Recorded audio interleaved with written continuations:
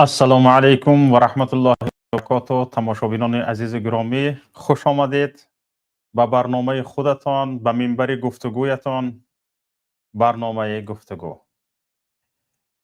تماشابینان عزیز، مثل هر وقت در این برنامه ما گفتگو خواهیم کرد و این منبر شماست. هر کی میتواند در این برنامه چیزی که میخواهد برای کشور ابراز نماید، این منبر او خواهد بود. تماشابینان عزیز، امروز ما کوشش میکنیم حرفای دلی شما را بشنویم. برای همین هم فعال باشید. پیوند به استودیو وارد شدن در اپیسانی در زیر نوار گذاشته شده است. شما میتوانید توسط لینکی که در زیر نوار گذاشته شده است در اپیسانی وارد استودیو شده حرف بزنید و ابراز نظر کنید، ملاحظه کنید. و همچنین شما میتوانید توسط رقمی که در زیر نوار در اپیسانی گذاشته شده است، توسط رقم واتساپ به ما زنگ بزنید و وارد استودیو شده ابراز نظر کنید. بعدتر ما رقم واتساپ را نیز در نوار میگذاریم. تماشابینان عزیز، امروز برای شما محض ما موضوع انتخاب نمی کنیم که در فلان موضوع گپ بزن. شما می توانید موضوع خودتون را خودتون انتخاب کنید و در اون باره می توانید از ما سوال کنید که نظری ما چیست. و اما موضوع یکی شما باید انتخاب میکنید، در آن یک نگرانی اگر از مشکلات تاجیکستان باشد، کوشش کنید که پیشنهادم برای رفع این مشکلات داشته باشید. تماشابینان عزیز، امروز ما کوشش میکنیم که در برنامه امروزه درباره بازداشت ها و انقلاب احتمالی که در تاجیکستان شدنش ممکن بودو گویا پیش راه آن را حکومت تاجیکستان گرفت و شخصان انقلاب کننده را بازداشت کرد و پشت پنجره زندان کرد، یک کمتر ابراز نظر میکنیم. حالا ببینید، من چند اندیشه هایم رو میگویم و دوستان که وارد شدن، یک دو نفر رو من برای صحبت دعوت کرده هستم. آنها که وارد شدن با آنها نیز صحبت میکنیم، با شما صحبت میکنیم. هر وقت که شما وارد شدید حتما ما سخن رو قطع میکنیم، نوبت رو به شما میدیم. اما اینجا من گفتنی هستم تماشابینان عزیز گرامی که بیایید به اعلان هایی که حکومت تاجیکستان این طول چند روز آخر در تلویزیون های دولتی اعلان کردند، در شبکه های اجتماعی نشر کردند، در همه نشریه ها نشر شدن، با آنها اهمیت دهیم. چی گفتند؟ آنها گفتند که در زمان بازداشت سید جعفر عثمانزاده گفتند که سید جعفر عثمانزاده میخواست انقلاب کند، تبدلات کند در تاجیکستان و برای این از توسط شرف الدین گدایف از محی الدین کبیری وعده گرفته بود که او به مبلغ او را تامین میکند. یعنی محی الدین کبیری سید جعفر عثمانزاده را به مبلغ تامین میکند و همچنین به 3000 عسکر، به 3000 سرباز سید جعفر عثمانزاده را تامین میکند و همچنین سید جعفر عثمانزاده از یک بوس نفر خارجی وعده گرفته بود که 10 میلیون دلار او میدهد تا اینکه سید جعفر عثمانزاده تواند در تاجیکستان تبدلات کند. از خارج استاده محی الدین کبیری این را چیکار میکند؟ به گفت روزها رولیت میکند. و همچنین تماشابینان عزیز، به این تمام نشد.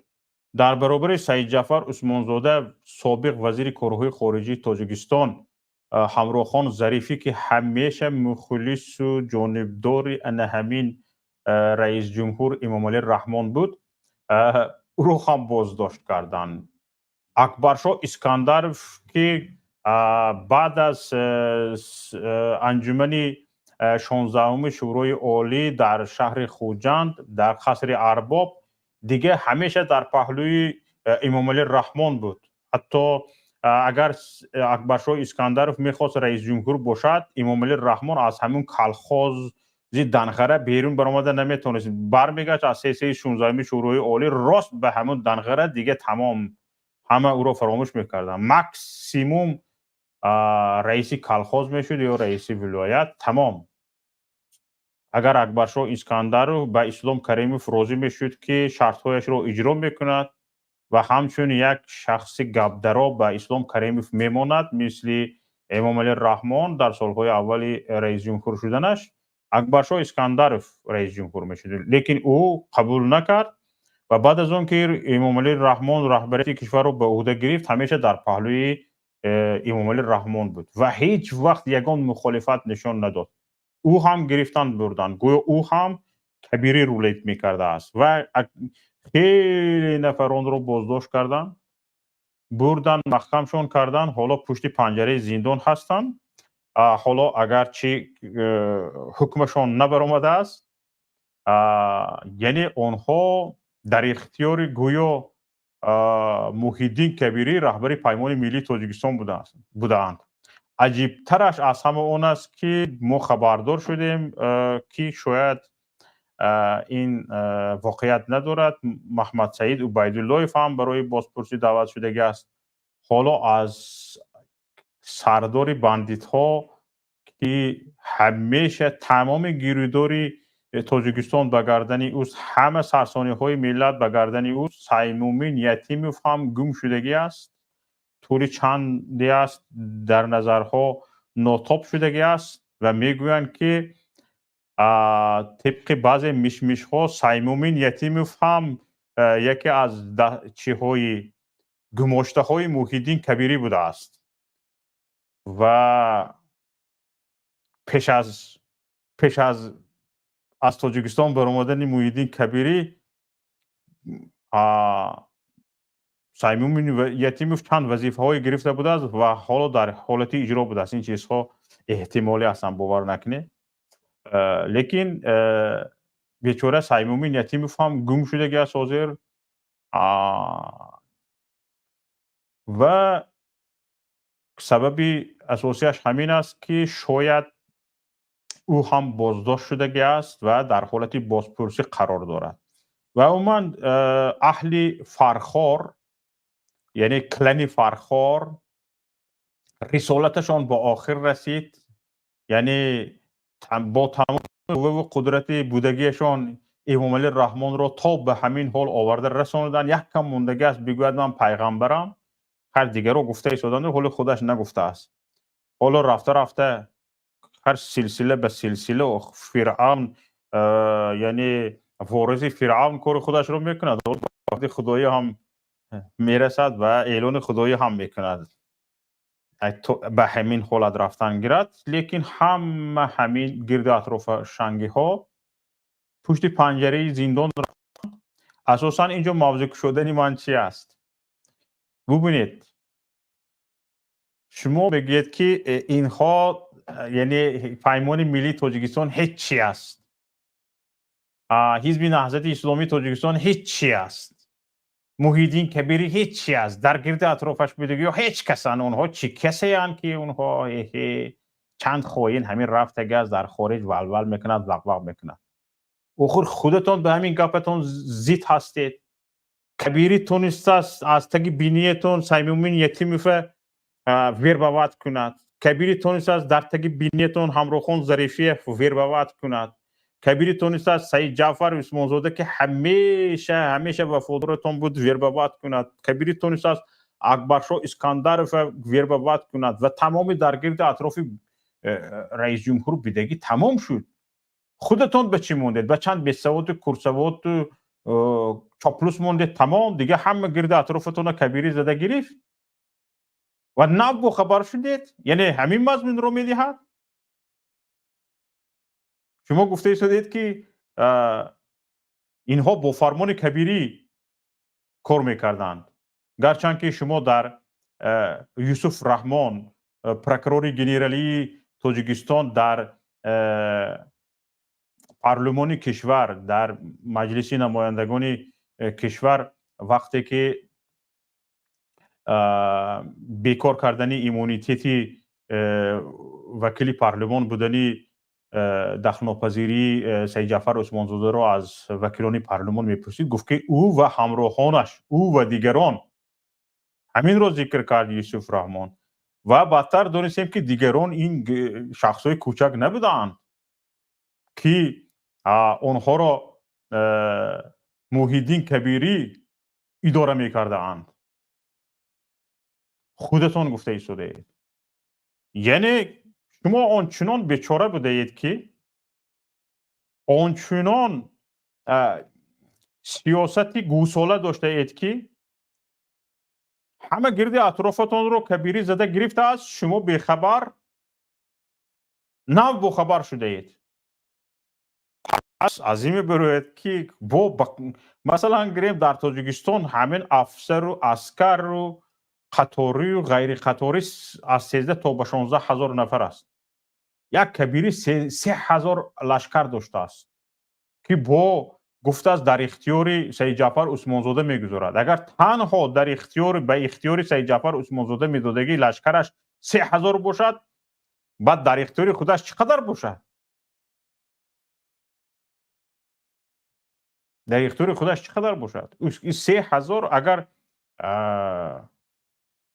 به تاجیکستان 3 هزار نه 300 نفر وارد شود، شما دست پا گم میکنید. برای همین بسیار عجایبات عالم است که شما خودتان یک حرف رو میگویید، به یک مقابلتان قدرت و اقتدار قائل میشوید و توانایی قائل میشوید، اما به مردم میگید اینها هیچ کسند، خائنند، اینند ویند. انا برای همین امروز بیشتر کوشش میکنیم در همین باره صحبت کنیم و حالا یکتا مهمانان وارد شده ایستادند، من وقتی آنها را نمیگیرم.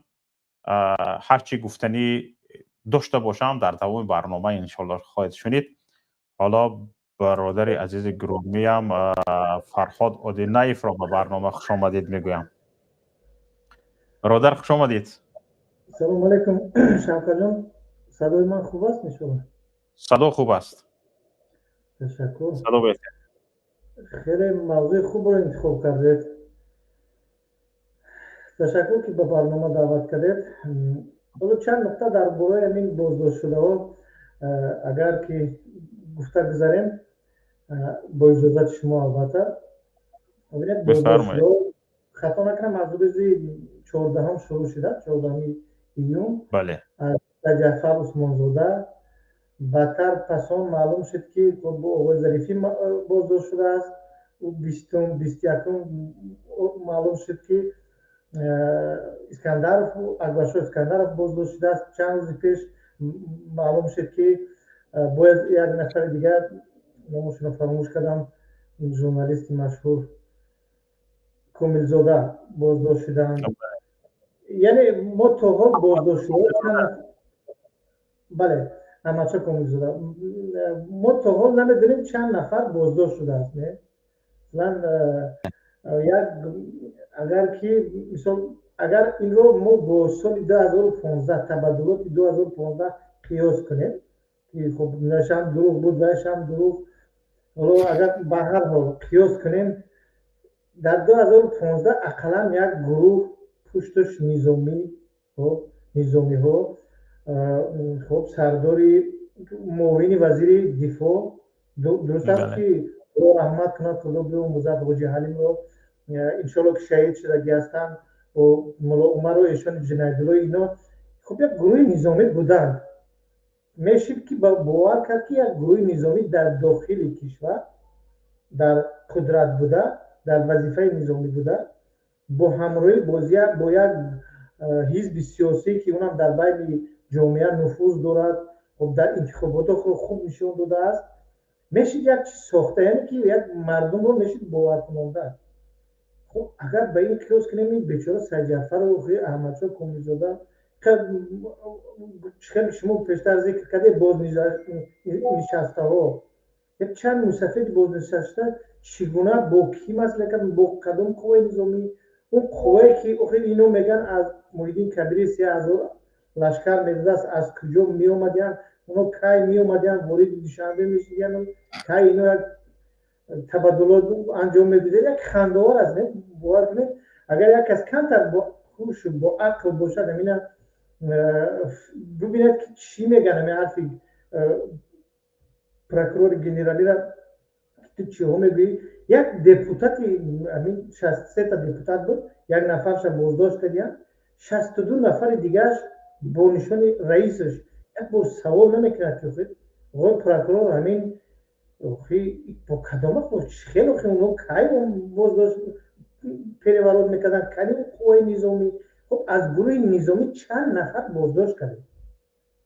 خب شما حاجی حلیم بازداشت کرده با یک گروهش بازداشت کرده خب اونوش بوده در کوه شهید کرده گفته که اینو خب میخواستن تبادلات کنن خب یک چیز ده مانند بود نه ولی اینو کدیم خواهم گروه نظامی کدوم گروه نظامی یک اقلا یک نفر با автоматدار شما بازداشت کرده درست است که بعضی خبرها هست گفته مردم تاجیک میشمیش که گویا که سردار گروهی مخصوصی سپزنازی الفا میگنش در امنیت است که گیبه اونا گویا بازداشت شدن خب این تصدیق نشده است چند نفر هم از دیگران از بازنشسته های دیگر مثل یعقوب سلیموف و دیگران هم گویا که بازپرسی کردن و باز جواب دادن اینا هم یکم تصدیق نشدن یکی یکم خبری رسمی نیست حالا از بازداشت شده هایی که میگن که اولی گویا سیلمی یتیم خوچه هم بازداشت شده است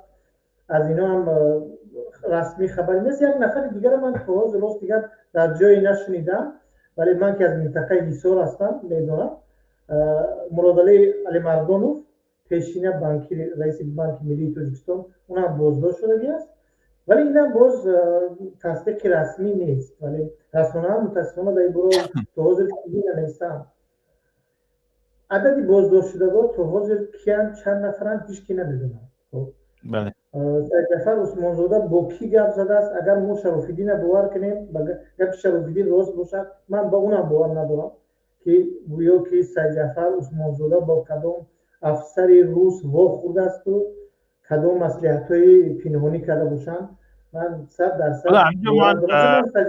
من برادر شراف‌الدین نوشتم هفته گذشته که به برنامه وارد شده میتونید نوشتم که جواب ندادن شاید سرکار هستن همینجا با برادر شراف‌الدین یک سوال پیدا می‌شود حالا خوب میشد به زنگ ما جواب میدادن و در برنامه‌های آینده شرکت میکردن که چی خیلی میشود مثلا گریم شخص سیوم اگر شراف‌الدین گدایف رو گوییم شخص سیوم یعنی صحبت محرمانه سیدجعفر عثمانزاده و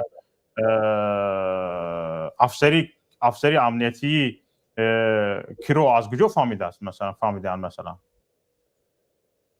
شما این ورسیون شوکت جان ببینید من برای چی باور ندارم چون من سیدجعفر عثمانزاده رو نشناسم من با اون چند بار واخوردگی هستم قبل از البته بعدی رئیس حزب دموکرات شدنش و چند بار صحبت هم داشتم با او بعد اون جسارتی که غیرت کنه تو بگه که من با یک کسی و میخرم اونم بود در تاجیکستان بخشش باشد در تاجیکستان باید در یک شرایط امنیتی همه میدونن که در تاجیکستان خب دیگر امکان نداره که یک قطعه کس رو خودی چند کس میبیند این قلب که امکان ناپذیر است ولی نمیشد یعنی که این به این ترتیب باور کرد ولی اگر بگیم که پشت این همش سیدمومدین یتیم میستاد میشد باور کرد چون اگر که اول سیدمومدین یتیم رو بازداشت میکنن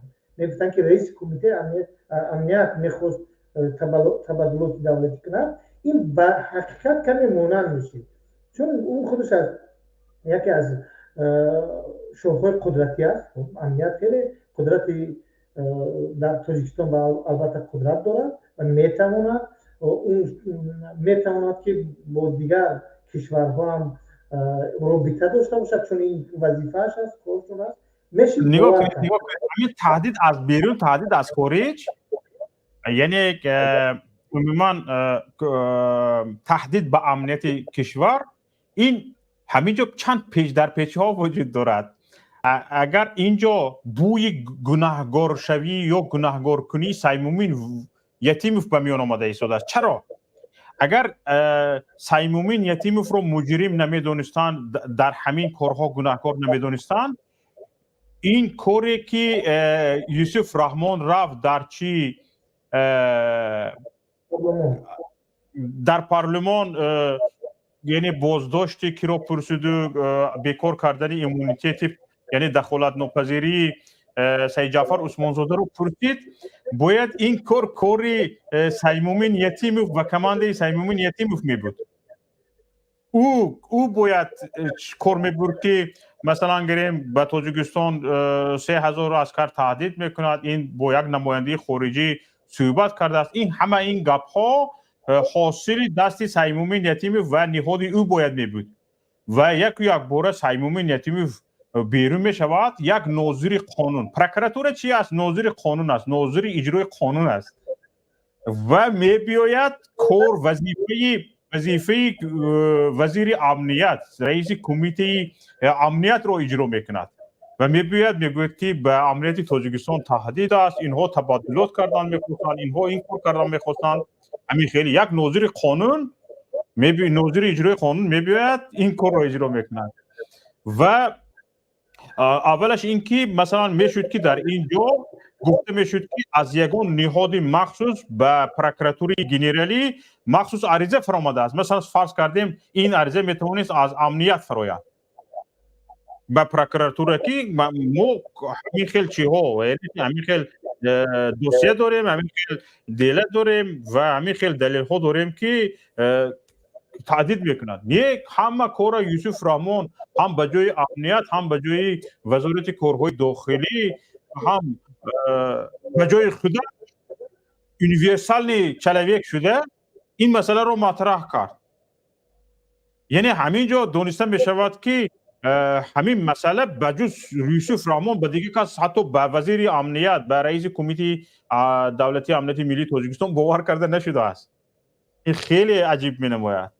نظر شما چی است؟ نظر شما درست کرده. ببینید ما اگر تاریخی همین وظیفه یعنی رئیس کمیته امنیت ملی شدن سیمومین یتیموف اگر ببینیم از سالی که 2011 رئیس کمیته امنیت ملی شدن، هر 2 سال پس یک واقعه های رخ داده است. یکی اومد یک بار زید سعید میخواست با یک کماندش خب تبادلات کند، خب گرفتن بیچاره زید سعید زندانی کردن به مهلت طولانی. خب بعد از اون 2015 2 سال پسش گویا حزب نهضت اسلامی تاجیکستان میخواست، حزب نهضت اسلامی تاجیکستان رو محکم کردن، خب چند نفر دیگر زندان کردن و به قتل رساندن. بعد از اون گویا که مردم بدخشان میخواستن تبادلاتی دولتی کنن و رفتن تاختن چندین بار، یعنی چند مرتبه رفتن، یک بار 2 بار نه. سال 2012 رفتن، 2014 رفتن، 2018 رفتن، 2021 رفتن. یعنی هر 2 سال 3 سال پس در تاجیکستان یک تبادلات دولتی، یک قوه بزرگ گویا که خطر به امنیت کشور وارد کرده است و سیمومین یتیموف سر راه اون رو گرفته است. من کمی بالای فکر کردم، به خلاصه آمدم که هر وقتی که چون 2-3 سال پس یک بار یک رکیروف می شود و یک جایی عوض می شود، رحمان دوست می‌دارد این چه بگیره در جای اونش بماند، اون وظیفه داره بگیره در جای اونش بماند. ولی اگر اهمیت داده باشه 2 وزارت قدرتی قریب 3 وزارت قدرتی قریب که عوض نمی‌شود، چه MVD، دفاع و امنیت، کمیته امنیت. یتیموف هر 2 سال پس یک چی میسازد و میگن چوکان زیر چوک، یک چی میساخت که گویا که یک تهدید وجود دارد. حکومت رحمان فرد اگر کماند من نباشد، من یتیموف رئیس کمیته امنیت ملی نباشد، فلانی رو تبادلات دولتی میکنن، حکومت از دست میگیرن. زید سعید با کماند داشت. 2 سال پسش خب نهضت اسلامی تاجیکستان میگرفت، 2 سال پسش پومیلیو میگرفتن مردم بدخشان. خب این دفعه هم دیدن که این دفعه پیرکی ها خیلی خوب نوبت یوسف رحمان بود. یوسف رحمان پیش صفی کرد. اگر که یوسف رحمان رو میکرد نمیکرد، چون یوسف رحمان خیلی با اولی رحمان نزدیک شده است. اولش خدا است، دیگر خب درست است که غیر از اون که وظیفه دولتی دارد با خیلی تباری دارد با رحمانوف، دیگر اون رفت اومد دیگه است. خب بعد نگفتن امانات که در کمند رستم هم هست. به خاطر همین باید که اینا کار کنن که یتیم فرستن. همون متد که یتیم خودش استفاده می‌بود، با همون متد اومد پروکراتور گنرالی کرد، در حالی که اینجا اول باید مفتشی یا که خب در روسیه سلیستنی کمیته میگن، در ما فکر کنیم سیوم عدل MVD باشد یا چهارم نمیدونم، چهارمش میدونم که روزسکا، یعنی که همون کی است کی بود پیشتر سردارش این دوستی رستم فراموش کردم شاهروخ بود، سیدزاد بود. یعنی که یکی از این اگر سلیستنی کمیته دارم کرد، خب مفتشو کار میکنن یا که اقلا ششم عدل او بکن این گروه جنایی میکنه، یک گروه جنایی که میخواد یک تبادلات دولتی کنن، اونا پرونده آماده میکنن، بعد میایم به پروکرور گنرالی پیشنهاد میکنن، پروکرور گنرالی سنتر برای بازداشت کردن او. یا که این کار میتونن امنیت کنن، چون امنیت وکالتش کلانتر است. اصلی این کار برای اصل این کار این وقتی تبادلات دولتی میشود، این با خطر به امنیت دولت است، کاری کمیته امنیت ملی است. ولی اونا همه خاموش میاد گین پروکرور در اونم با علاقه با پرونده آموده با بازداشته، یعنی که به هر حال بازداشته یا MVD میکنه یا با کمیته امنیت ملی میکنه، چون پروکراتور خودش بازداشتگاه نداره. بازداشتگاه موقتی ایدز میگن باشه یا MVD داره، یا که اگر امنیت میکنه در داخلی همون تورمای رقم 1 سیزو با سیزوی کمیته امنیت ملی است که اصلا این خیلی گماشته ها در اونجا بازداشت موقتی در اونجا نگاه داشته میشوند. من فکر کنم که حاضر دیگر معلوم نیست که سرجعفر یا که این بازداشت ها در کجا در واقعا در MVD هم، یعنی که در بازداشتگاه موقتی سیزو، یعنی که در بازداشتگاه موقتی کمیته امنیت ملی معلوم نیست. خب یک خبرهای راست و دروغ هم اومد که گویا که در تورمه کیرپیچ نمیگن در همون یا که سویتسکی در گویا باشن در سیو تورمه منطقه در دوشنبه در سویتسکی، این چیزا اصلا بعد عقل راست نمیاد، چون بازداشت شده اونجا زندان است، تورمه است، نه اون بعدی حکم گرفتن میرود. اونا اگر که حکم باز شکایت نکنند از بالای حکم سود، بعد میبرنش زندان. یعنی که چخیل اینا یعنی خیلی معمای ناروشن بسیار است. چخیل است که یکم خبری رسمی نیست، نمیفهم که این دولت است یا که یکم مخیب. اگر یک ژورنالیستی خارجی بخواد در همین باره، من چند بار سوال کردم ژورنالیستان از خارج، ژورنالیست خارج بودن، گفتن همین چخیل است میتونی همین شهر بتین؟ من میگم اگر من شهر میتونم، من فکر خودم شهر میتونم، من نمیتونم چیزی رسمی نبوده رو شهر بتونم. برای مثال درباره اگر که عثمان زاده بگیم، همون چیزی که گنرال پروکرور یکم روز در پارلمان گفت، غیر از اون دیگر چی باز هست؟ یگان خبری نیست دیگر. تمام. خب اگر بگیم که درباره اکبرشاه اسکندرov اصلا یگان خبر نیست، یا اینکه دیگر بازداشته ولی کاملزاده بازداشت شده است با کدام جرم، با کدام استاتیا، خب مفتشش کی است، ادوکاتش کی است، اصلا یگان خبر رسمی نیست. پس چگونه میشود با یک ژورنالیست یا با یک خب نفر خارجی در این باره گپ زد؟ البته ما فکر نظرهای خودمون میگیم، ولی این کار جدی نیست. خب برای مثال اگر BBC روسی یا BBC انگلیسی بخواد چیزی بنویسه و تحقیقات میبرد، باید از چند نفر رو بپرسد، در حالی که رسمی وقتی جواب نمیدن بعد پیدا میشه جزء تبدیه ها. که گماشته میشه، یک نفر میگه دیگه است یا دو نفر. هر کس باید از همون روسو استوچ میگن، نفری که از داخل برای اون خبر میتید، دیگر میشه پرس سکرتری MVD امنیت، نفرونه در فیسبوک یا که بلوگران. این کاری یک حکومت نیست. اگر شما حکومت واقعا سید جعفر عثمانزاده تبادلات دولتی میخواست کرد، شما باید رسما اون رو پرونده شد آشکار مونید. چرا همه این پرونده ها مهر مخفی میگیرن؟ برای چی؟ و چی سری عجیبش اینجاست که اینها سال 2021 با شرف الدین گدایف مشورت کرده بودند و تا سال 2024 سید جعفر عثمانزاده حیده و گشته است، هیچ کس کاردار نشده. تا سال 2024 خودش همین سال 2021 به بعد اینقدر یک کمتر که فعال بود و من همین رو جستجو کردم. سال 2021 سید جعفر عثمانزاده درباره اقتصادیات تاجیکستان، درباره چند چیزهای دیگر با شرف الدین گدایف یک مصاحبه انجام داده است.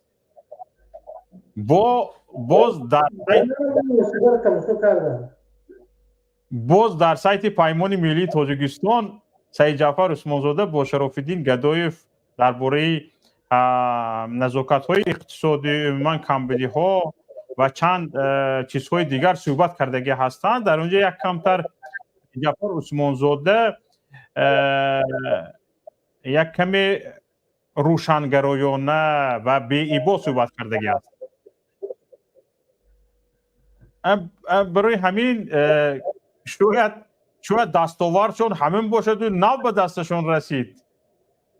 اصلا واقعا همین چیز سال 2021 انجام شدگی است. فکر کردم که این یوتیوب کانال پیمان ملی مونم هست. اگر هر کسی بخواد از میبیند اون اکو من نفهمیدم این یوسف رحمان 3 سال پس بدون میشده است. و شما اگر بشورت سید جعفر برای قطعی شرف الدین و پیمان ملی علاقمندی بودنش شما اگر میخواید زنده کنید 2021 نکردید. چون این بعد یک چیزی است که یک چیز رسانه‌ای است. در رسانه ها هر نفری که از اون طرف نباشد شما حق دارید، چون شما دستگیری اون گروه فرض کردین. سید جعفر عثمانزاده با شرف الدین گدایف صحبت کردن. وقتی سید جعفر عثمانزاده که طرفداری از شرف الدین نکرده است یا از پیمان ملی، برعکس فکر اندیشه حکومت برآمد کرده است، طرفداری از حکومت و فکر اندیشه خودش رو بیان کرده است که شما هستید که غلط میکنید. من اون بحثشون رو با شرف الدین گوش کردم. خیلی یعنی که این یک چیزی آزاد است.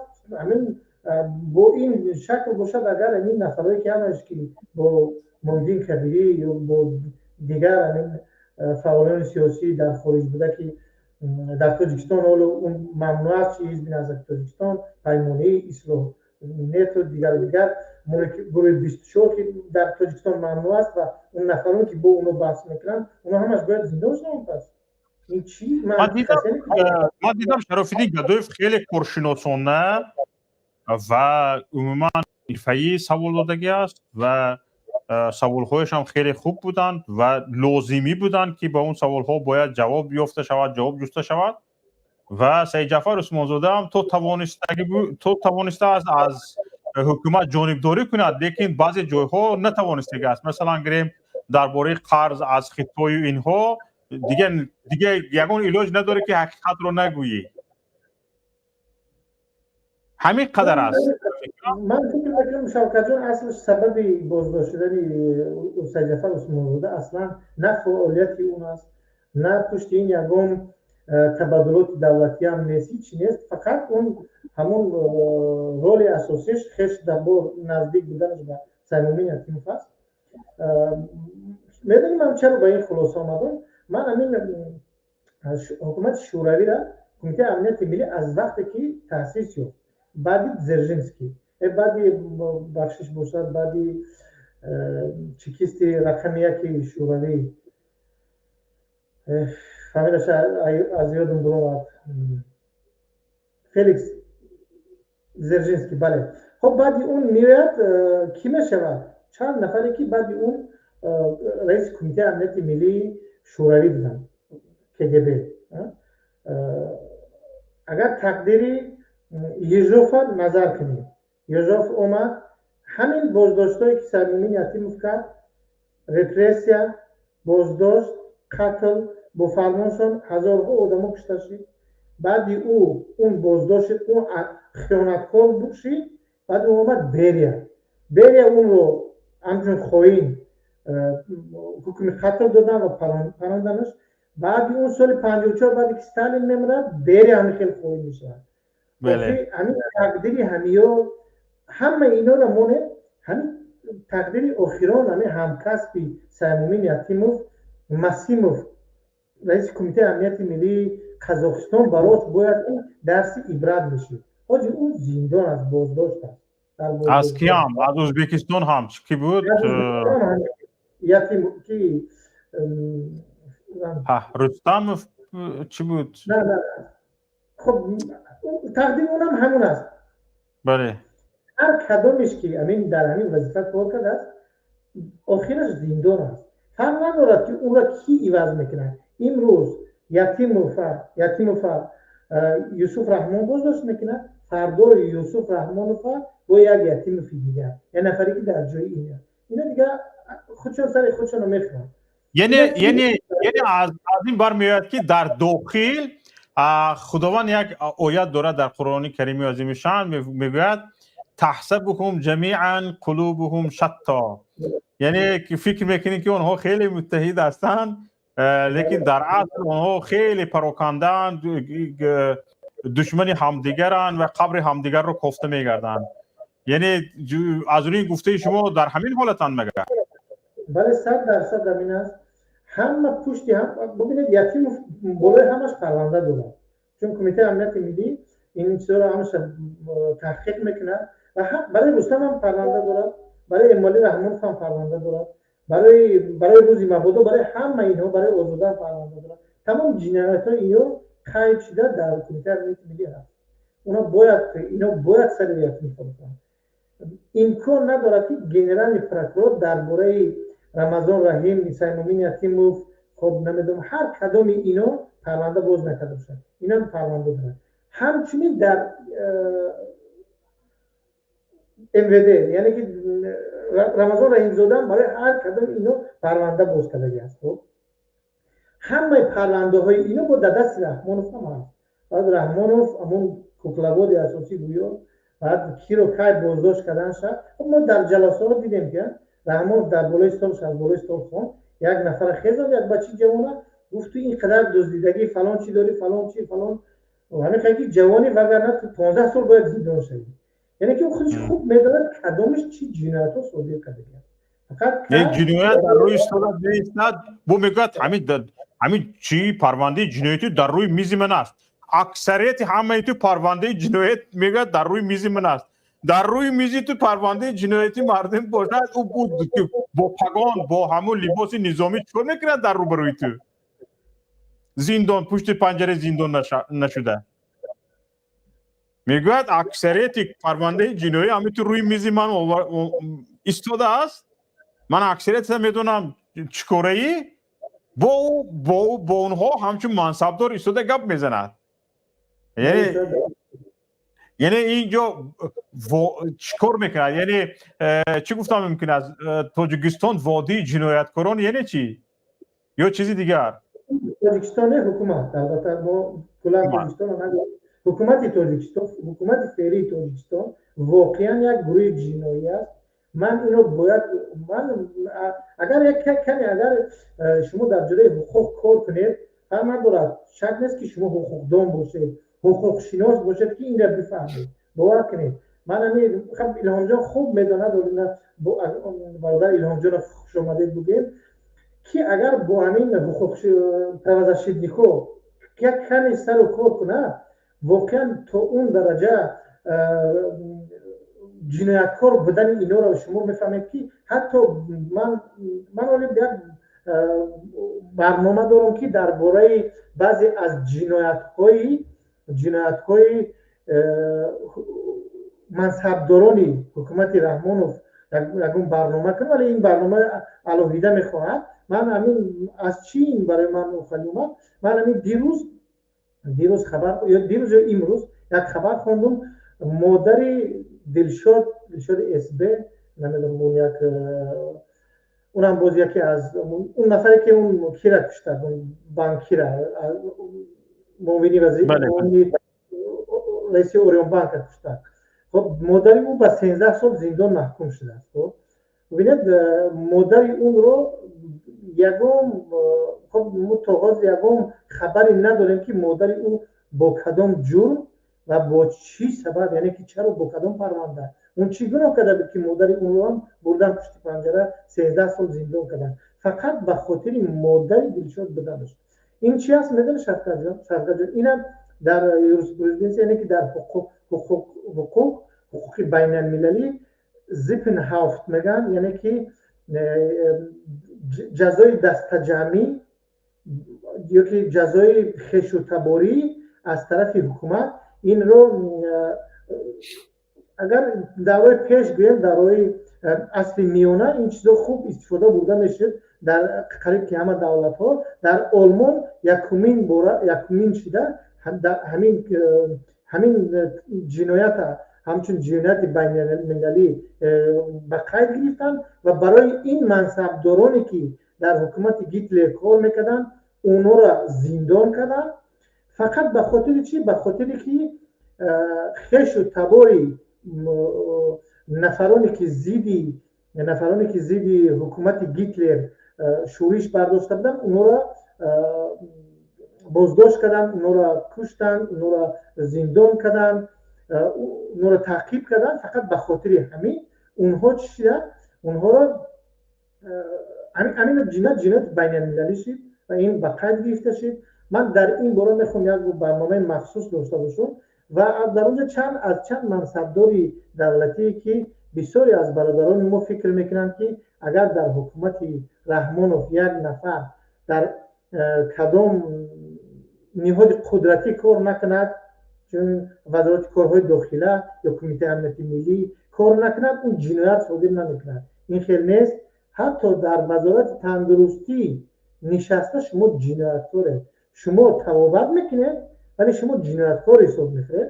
من این رو چون این موضوع کلان است، من میخوام یک برنامه مخصوص داشته باشم. ان شاء الله وقت رسید در این باره من برنامه مخصوص میکنم. حالا وقتی برادران رو بسیار نمیگیرم. تشکر زیاد برادر الهام جان یعقوب و رهبر اسوسیاسیون مهاجران آسیای مرکزی در اروپا. خوش آمدید برادر عزیز. السلام علیکم و رحمت الله و برکاته. برادر شوکت جان، برادر فرهاد جان و تماشابینان گرامی، امیدوارم همه شما خوب هستید و آواز منم خوب است. به فکرم آوازتان خیلی خوب است. واقعا این برنامه خوب است. تشکر و برای دعوت شما و خیلی که در اینجا چند فکرها و ورسیه ها گفته شد، تحلیل ها هم گفته شد. البته این تحلیل ها در مطبوعات هم بعض همین گونه تحلیل ها هست و ما همیشه درباره این تبادلات و این بازداشت ها ورسای خود را و فکر و اندیشه خود را میگوییم.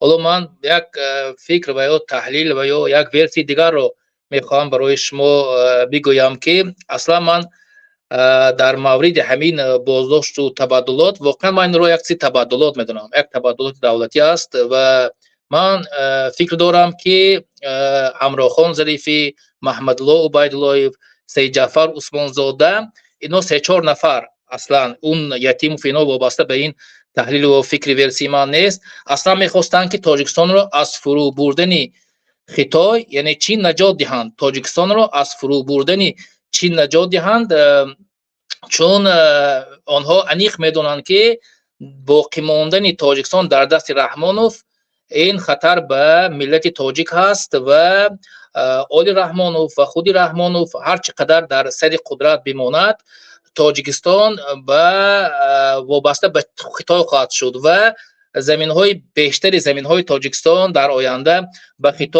به خطای یا به چین خواهد گذاشت و اینها این را انیق میدونستند. به خصوص در همون همراه خان ظریفی سابق وزیر خارجه کشور که تا سال 2013 هم وزیر کارهای خارجی بود سابق، اینا خوب انیق میدوند و میخواستند که این گروه از دست رحمانوف تاجیکستان رو نجات دهند تا که وابسته به چخیلی که گفتم به خطای نشود. چون آخری وقتا چند سال اخیر الکی رسانه های خطایی درباره تاجیکستان خیلی موادهای زیاد چاپ کرده است. از جمله رسانه های دولتی خطای می نویسند که گویا که همین روزه تاجیکستان معاصر، زمین های تاجیکستان معاصر متعلق به خطای بوده است و در عهد آخرین امپری سین، امپری خطایی سین، تاجیکستان یک جزئی خطای بوده است و آنها میخواهند که همین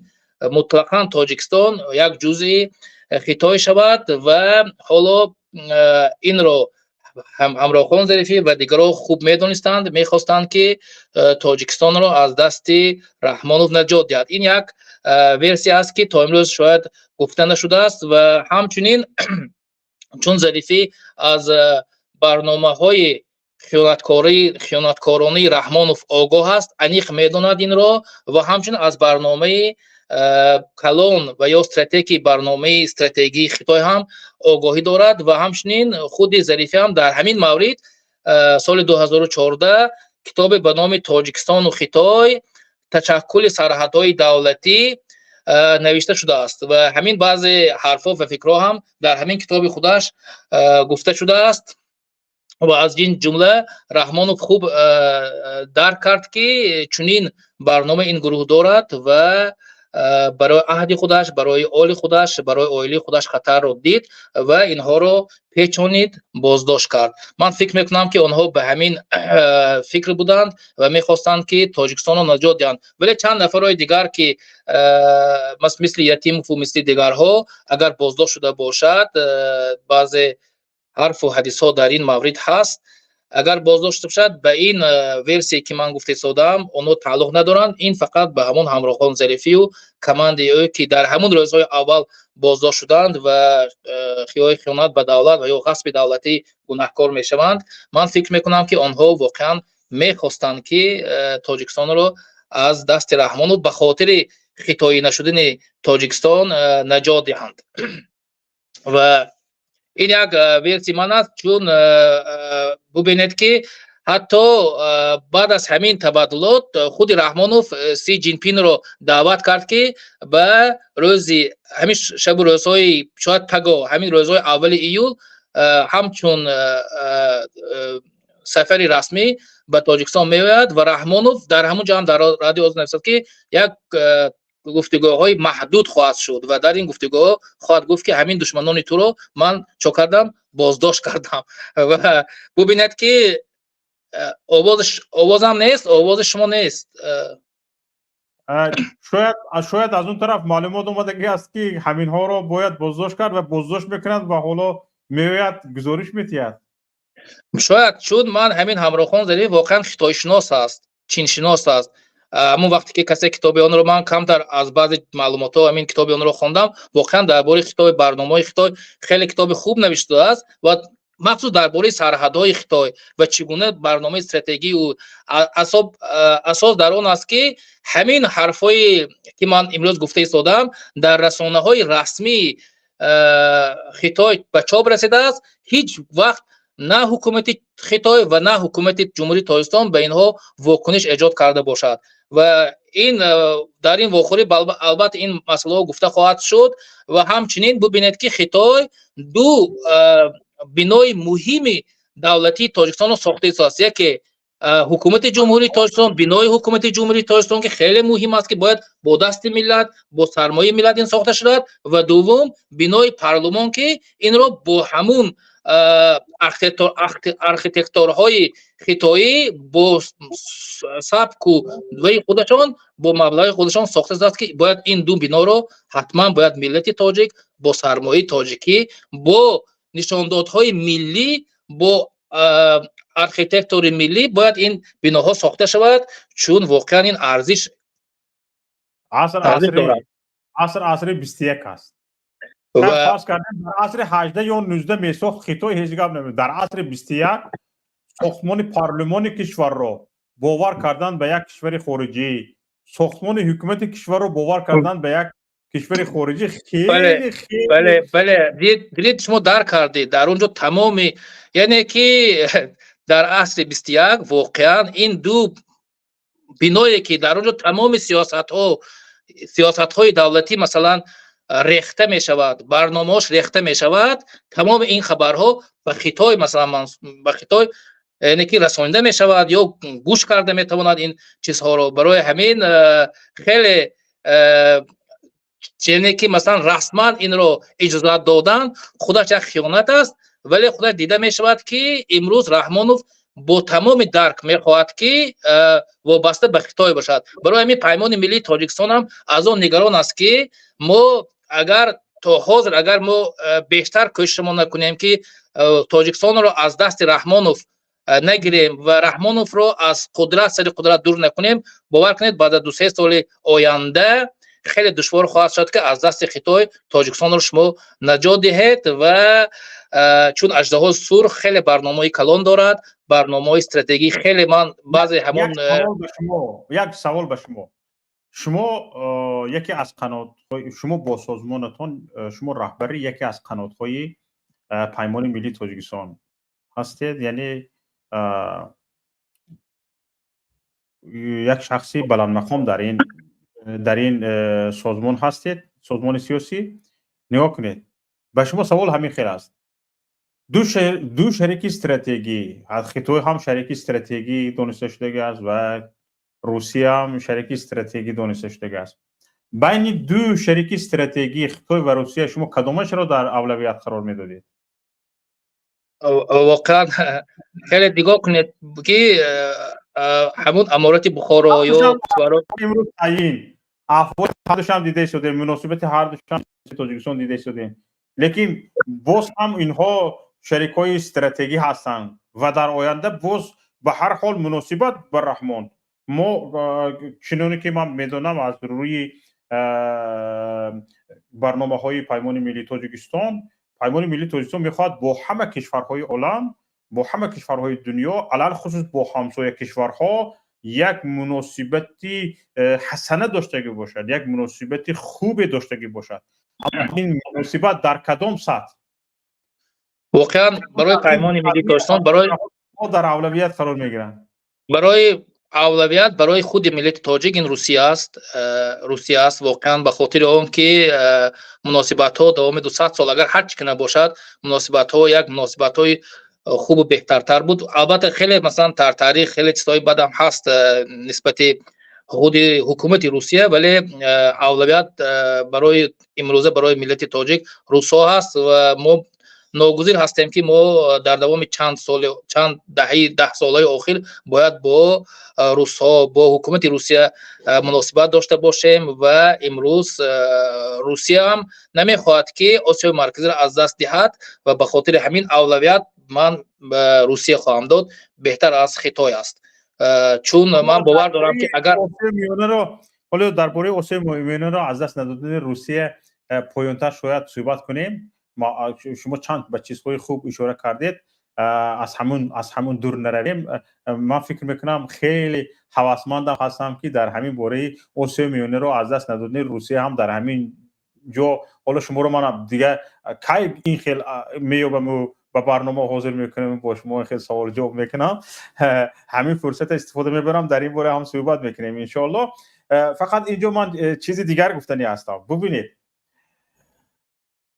همین در تاجیکستان گنجشک می‌زند، پای کشورهای خارجی کشیده می شود. حالا در تاجیکستان ببینید به این شما اشاره کردید، در تاجیکستان بازداشت‌های پیرکی‌های سابق منصبدار به میان آمد. حالا شما برآمدید گفتید که در اینجا مثلا گریم چند مسئله های خطای هست و چند مسئله های دیگر هست. همینجا که فکر نمی کنید که خودی همین تاجیکستان اول دعوا میکند که صاحب استقلالی کشور را باید شکر کرد، شکرانه کنیم که چنین دولتی صاحب استقلال حقوق بنیاد داریم، اما در نوبت سیاستش را چنان نشان میدهد که تاجیکستان طرز وانمود میکند که 4 دست و پایش بسته است و ارغمچین این دست و پای بستگیاش یکیش در دست خطایش است، یکی در دست مثلا گریم روسیه است، یکیش در دست اروپا است و این ارغمچین ها به هر سو کشیده می شود و این بیچاره حکومت تاجیکستان با همین دست و پای بسته یکی به این سو میوزد یکی به آن سو میوزد. یعنی من از صحبت شما همین خیلی خلاصه گرفتم. بله درست است. به خاطر آن که تاجیکستان یک سیاست ملی و یک سیاست خودی ندارد. اون همیشه ببینید قانونهاش هم از یک جا گرفته است و ترجمه کرده است، قانونهاش هم از یک جا کپی کرده شده است و سیاستاش هم از یک جا دیکتات کرده میشد. چون ما سیاست ملی، سیاست خود وقتی که ندارید، واقعا این ارغمچین ها برطرف کشیده خواهد شد. به خاطر همین ما حکومت باید حکومت خودی مردمی باشد، سیاست ملی باشد. وقتی که همین حکومت رو مردم انتخاب نکرده است، اینا مگر من شما تنها میدونیم؟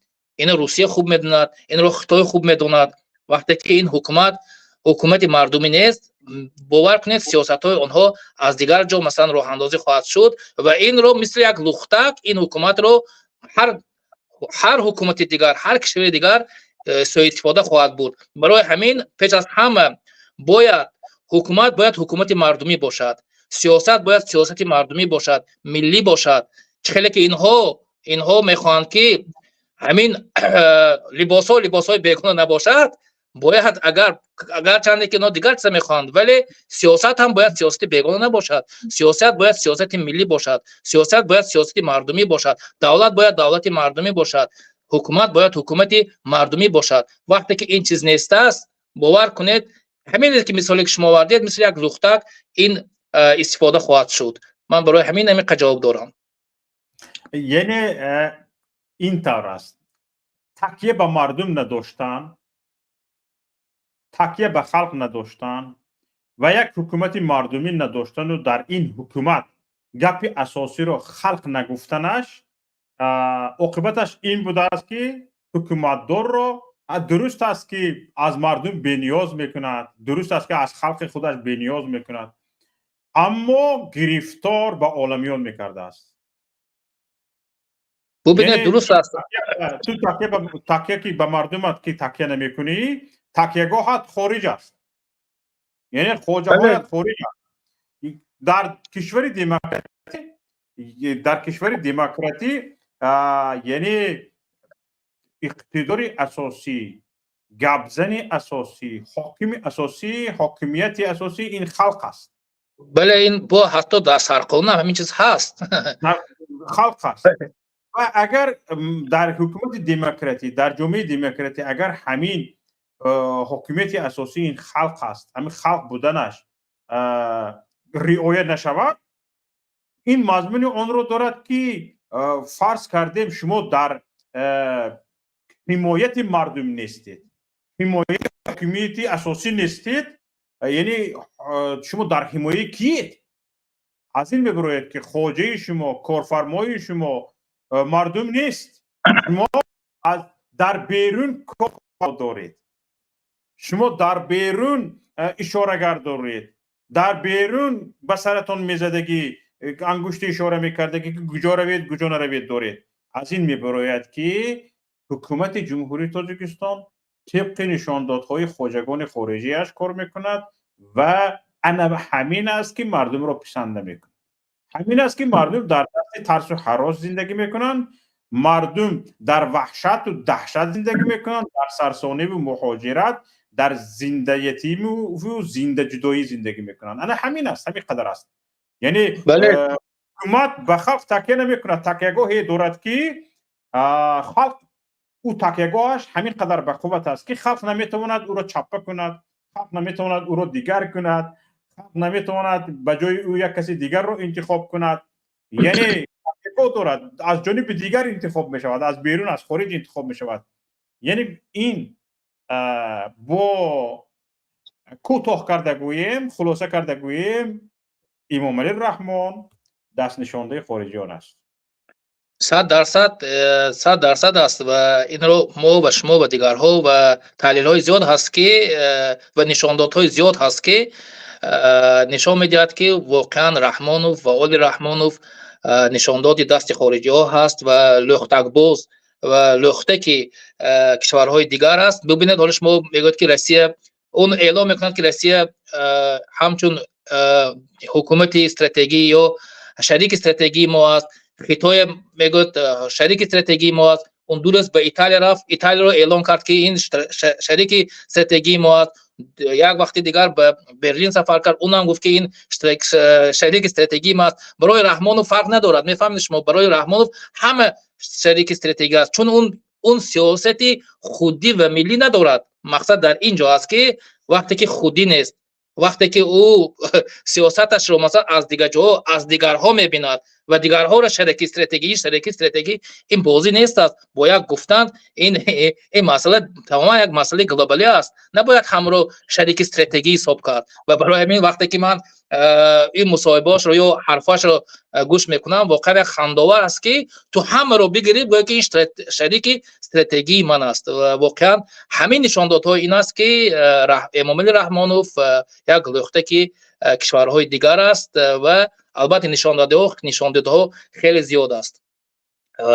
شاید اینجا فرهاد جان هم میگن چی میگن که اگر اجازه که صحبت کنم. فرهاد نظر شما چیه اینجا؟ من اصلا میدونید مشکلی یک رحمانوف تنها نیست. اصلا مشکلی هم حکومت دیکتاتوری همین است. کل دیکتاتورها یک خیلن، اونا خواهن نخواهن وابستگی از دیگران میشن. چرا؟ نه اگر ما دیکتاتور دیگر اگر نظر کنیم، دیکتاتورایی که خیلی حکومتاشون یعنی بود دارن، همین فرض کنیم قذافی، ببین لیبیا تولید کننده نفت اینقدر نفت زیاد داشت، همه میدونند که قذافی یکی از کشورهای بویترین دنیا بود، بویگری زیرزمینی لیبیا، ولی همه وقت وابستگیش از یک کشور بود. چرا وابستگیشون همین تو بو نظر داشت که اون که بویی تو میتونی خودت اجازه بدی برای بسیار کار، یعنی میتونی که همین حاضر سعودی بوی است نه میتوند، یعنی بهترین یاروخی دنیا رو میخرد، بهترین نمیدونم تجهیزات رو میتوند برای خودش بخرد، یعنی برای پول باید نیاز آمریکا تریلیون دلار میتید ولی پول وابستگیش از کشورهای غربی است. برای چی؟ چون همه اون بویگریش در کجا نگاه داشته میشن؟ در بانک‌های خارجی، میدونم در آمریکا، در یعنی وابستگی خیلی کلان از آمریکا و از دیگر ابرقدرت‌ها دارن. میخواهی نمیخواهی تو وابستگی از دیگر داری. همچنین رحمانوف وابستگی که از کلان اساسیش از روسیه است. به خاطر چی؟ به خاطر که مزدور روسیه است. چون روسیه آورد سر قدرت گذاشت، نه اون خودش اومد یا مردم رو انتخاب نکرد.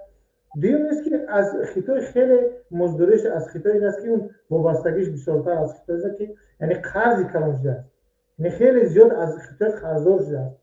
و یکی از پشتیبانش موضوع خطای شده است. حالا بسیاری رحمانوف فکر میکنن که پشتیبان اساسیش روسیه است، در اصل چنین نیست. من فکر میکنم که پشتیبان اساسی رحمانوف چین است. چرا؟ ببینید چند مهلت چین روسیه با اوکراین در حالت جنگ است، می‌جنگد و منافع روسیه طلب میکند که حکومت‌های آسیای میانه، شریکای استراتژیش البته در ناخونه، باید که از طرف روسیه را دستگیری کنند در این حالت، ولی اونا نمیکنند. مثلا رحمانوف اخیراً آشکارا نمیکنند. روسیه از اینا خیلی خفه است، دامنگیر است.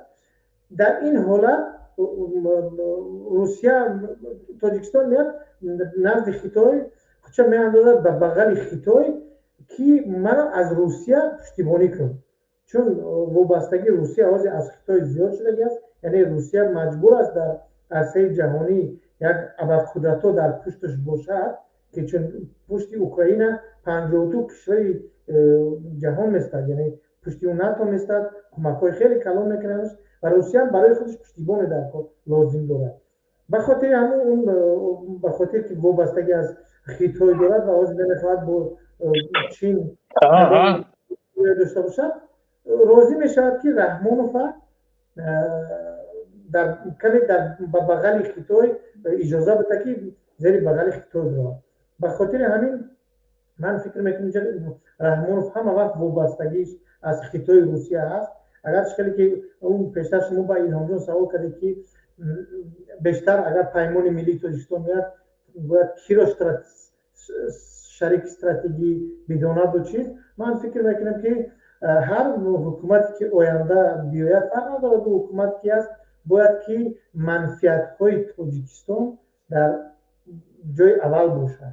یعنی نه منفعت حکومت، نه منفعت خیتای روسیه، ازبکستان یا کدام همسایه دیگر، منفعت خود مردم تاجیکستان، یعنی دولت تاجیکستان، نه حکومت. حکومت یک چیز موقتی است، 4 سال 5 سال پس میرود. حکومت رحمان 30 سال زیاد شد که حکومت کرده است، این البته میرفتگی است، هر ندارد 30 سال است چند سال حکومت نکند میرود، ولی مردم تاجیکستان، دولت تاجیکستان باید پاینده بماند و ما باید در فکر مردم و در فکر دولت خودمون باشیم، نه حکومت رحمان. هر خطایی که حکومت رحمان کرد، حکومت آینده باید این کارو نکنه و منفعت تاجیکستان در جای اول باشد. چرا ما باید فکر کنیم که ما چیکار کنیم، چی برنامه کنیم که بر روسیه یا به خیتای یا به ازبکستان یا به کدام کشور دیگه ما محخول باشیم و اون ما رو بپذیره؟ نه، منفعت‌های ما در جای اول، بگذار دیگرها منفعت‌های ما رو قائل باشن و احترام کنن و اگر شریک هستیم ما هم شریک باشیم، نه مزدور. رحمان فکرش مزدور است، هیچ خیلی شریک نیست، نه شریک استراتژی روسیه است، نه شریک استراتژی خیتای، یک مزدور است. اگر ایتالیا میرود باید منفعت ایده‌ای میرود، اصلا با منفعت دولت حتی حکومت خودش نمیرود. همون حکومتی که رحمان سردار است، رئیس حکومت هم هست، غیر از پرزیدنت، غیر از پیشوای ملت، غیر از همه این رئیس حکومت هم هست. همون حکومتی که دارد با منفعت های حکومتی نمیرود پیش کدام کشوری، هر جای سفر میکنه با منفعت ایده خودش میکنه.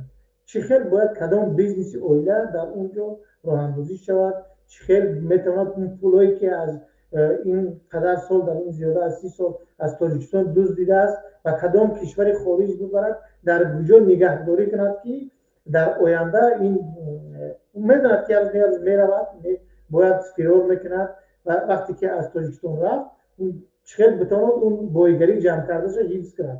فقط به خاطر این سفر میکند.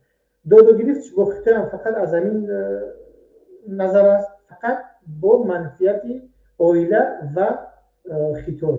با روسیه هم اینچنین. درست است که روسیه در بین، اگر ما انصافا بگیم، روسیه در نظر دیگر کشورها، حتی کشورهای غربی، با همه احترامی که با کشورهای غربی داریم، دموکرات و فلان و دیمدان، ولی روسیه از اینها دیده در برخورد با رحمانوف یک نظری عادلانه دارد، چون در روسیه هیچ وقت نمیخواهد که تاجیکستان از دست بکند. اون میتوند رحمانوف علیش کند، چند رحمانوف دیگه میتوند بیاید برود، ولی مردم تاجیکستان نباید از روسیه خفه باشند و نباید ضد روسیه باشند. این روسیه همه وقت زیر نظر میگیرد، یعنی به نظر میگیرد وقتی داد و گریخت میکند با هر حکومتی در آسیا میونه، با نظرداشت که اون میکند که اون باید در اون کشور با مردمش یک در یک سطح، البته با خفه نکردن حکومتاش، در یک سطح با مردم در رابطه باشد، در داد و گریخت باشد، با همه اون کمبودی هایی که در روسیه هست وجود دارد، با مهاجران ما رفتار با تاجیکان، مخصوصا با تاجیکان و در مهاجران آسیای میانه، با به هر حال بعضی برنامه‌های فرهنگی دارد، بعضی شخصیت‌های دارد که در این داخل که با مردم تاجیک دستگیری میکنن، در فضای مجازی در رسانه‌هاشون از تاجیکان پشتیبانی میکنن، از مردم آسیای میانه چون همه وقت روسیه همه تخم ها رو در یک جای بش نگاه نمیدارد. اگر که در یک جای بش چند تخم برای رحمان باشد و چند تخم دیگر در جای دیگر برای مردم نگاه میدارد تا که مردم پورا از دست نرود. حکومت رحمان میتواند برود، ولی در حکومت آینده روسیه باید طرف اون کاری که ما در ارمنستان میبینیم. حکومت ارمنستان پورا از زیر نظری یا که از زیر دست روسیه رفت، ولی ببینید قسما مردم ارمنستان با روسیه است دستگیری میکنند، با همونی که میگن که روسیه در مسئله قره‌باغ طرف آذربایجان را گرفت و ما خیانت کرد، ولی باز طرفداری از روسیه میکنن چون زندگی در روسیه میکنن، بود و بازشون روسیه است، شهروندی روسی دارن، خب زندگیشون حساب روسیه است. یک قشر اساسی مردم ارمنستان با هر حال زیر پروپاگاندای روسیه رفتن و اونو با هر حال طرفداری از روسیه میکنن و تاریخ هم نشان داده است که چند حکومتایی که اومد و رفت روسیه باز با هر بهانه برمیگردد، چی به کافکاس چی به آسیا میومد اون باز برمیگردد، چی به فرهنگی نشد با قوای نظامی ولی برمیگردد. همون که سال 90 به تاجیکستان ما شد، سال 90 ما همگی اگر که واقعا بگیم که استقلال داشتیم، همگی 6 ماه استقلال داشتیم. بعد فروپاشی حکومت شوروی، بعد استعفای محکم، بعد استعفای نبیوف، ما یک مهلت داشتیم، یک حکومت موقتی که تاجیکستان واقعا در اون شب و روز نسبتا داشت یک بگیم که خودش میتونست تصمیمای بگیرد که اونم نگذاشتن. متاسفانه با دست کریموف و با دست روسیه قوای نظامی داخل شد. ما دیگه همه تاجیکا شاهدیم، ما دیدیم که چقدر قوای نظامی ازبکستان و روسیه اصلا ما همین در جنگ شهروندی تاجیکستان وقتی که تاریخ نگارای ما می نویسن یا گپ میزنن، بسیار همین نقش فرانت خلقی خیلی بالا میبرن. بسیار خوب فرهاد جان، حالا یک نفر وارد شده هستند، حالا در این باره گفتم که با الهام جان هم مسئله که شدن، من در این باره سوالهای خودم رو دارم. الهام جان هم خواهش میکنم دور نروید، انشالله صحبت میکنیم. یک نفر صحبت کردنی هستن که بشنویم چی میگن. وطن بفرمایید. سلام علیکم اکا. و علیکم السلام و رحمت الله و برکاته. اکم یک سوال داشتم. بفرمایید. در مسئله که وقتی پیش خیلی اشی میزاد تماشاتون میکنیم، چندین سال شده مثلا در وقت اول هم خیلی گپ بود که مثلا میگفتیم که دولت مردم سولار در تاجیکستان باید شاید دموکراتی ها، بعد اومدن اخیر سال ده بسیار دولت اسلامی گفته سین میکنیم. همین را گفتم که پرسم خیلی در کجا شما شنیدید که شخصا من گفتم که دولت اسلامی میکنیم؟ در برنامه شما یک مسافت برآمد، هم یک گذشته برنامه تون ده با گفت که هم خیلی مجبور میکنیم ده اسلام در تاجیکستان مجبور، خیلی نه که مثلا دوز خیلی که میگفت که مجبوری در تاجیکستان اسلامی میکنیم. هم یک مسافت ولمو و فیلم همون سالای 90 یک 10 تا کلا بریدگی مسافت این خیلی گپ نزد. این گپتون خطا است. یگان کلمه در همین گپتون خطا است، دروغ است. ما شنید مال مامورا با شما چون نمیدید همین نگاه کنید. خواهش میکنم نگاه کنید. همین یک دروغ رو بگویید که علاج آشکار شویش نباشد، همین دروغاتون آشکار شویش نباشد. آخر این برنامه‌ای که ما کردیم، این صحبتی ما کردیم در شبکه یوتیوبی پیام تیوی موجود است، وجود دارد، هیچ جا گریخته نرفته است. یک بار در عام است، تمام مردم میتوانند او را تماشا کنند، گوش کنند. و بشنوند که در گوجای آن این گپ‌های شما گفته شده است. آخر ببینید برادر، یک دروغ رو گویید که همون گفتگیتون دیگه علاج ثابت کردنش نباشد که دروغ گفته شده. آخر رو برنامه وجود داره. ما گوش ما چیزی که شنیدم و گوش کردم، همون در حزب نهضت همون مستفیدی که برنامه یک در برنامه پیش اینه پیشش بوده که یک او هفته گذشته بودم خیلی هم برنامه که هم خیلی گفتگو بود، برنامه همیش روزی خوندم خیلی در برنامه هفته گذشته روز پنجشنبه در برنامه روزانه فکر 2 نفر برآمد کردن. استاد محیدین کبیری رهبر پیمان ملی تاجیکستان و نه شاگرد ما که پیشایی بود. پیشایی کی بود؟ همین مستفید کی بود؟ روسیگا ما نام شاو خدر یادم برم وای ندیدم. یک نفر دیگر شونایمی کریم برآمد کردن در یگان خانه اونها. آخر من مجری برنامه من بودم. این خیلی گپ رفتگیش نیست برادر عزیز. مجری برنامه من بودم. بعد گوش کنید برادر عزیز، نگاه کنید. در تاجیکستان چند درصدی اهالی مسلمان است؟ 97%. 97% اهالی مسلمان است در تاجیکستان. و تاجیکستان استرکتوری دولتداریش چگونه است؟ دولتداریش دموکراتی، حقوق بنیاد و یگانه. یه دنیوی. بله دنیوی است. و در همین دولت سیستم دولتداری دموکراتی و دنیوی، مثلا اگر حالا پیمان ملی تاجیکستان نبود، حزب نهضت اسلامی تاجیکستان بود، در پارلمان کشور بود، همچون حزب رسمی فعالیت میکرد. این به معنی اون است که همین استرکتور رو و همین فرمت دولتداری رو قبول داشت. و حالا چه گفتنی هستیم؟ من اولش اینکه سخنگوی حزب نهضت اسلامی تاجیکستان یا که سخنگوی پیمان ملی تاجیکستان نیستم که از نام پیمان ملی تاجیکستان و حزب نهضت اسلامی تاجیکستان گپ زنم برادر عزیز. اما اصلا برای که وقتی اول هم خیلی میبودم اساسا دم اخیر نو سلیمان شام هونه اینای مصفید بعد با برامد خیلی گفت کراوی نه خیلی نه که مقصد ما چیه؟ مقصد مصفید شما نامش بگویید لطفا.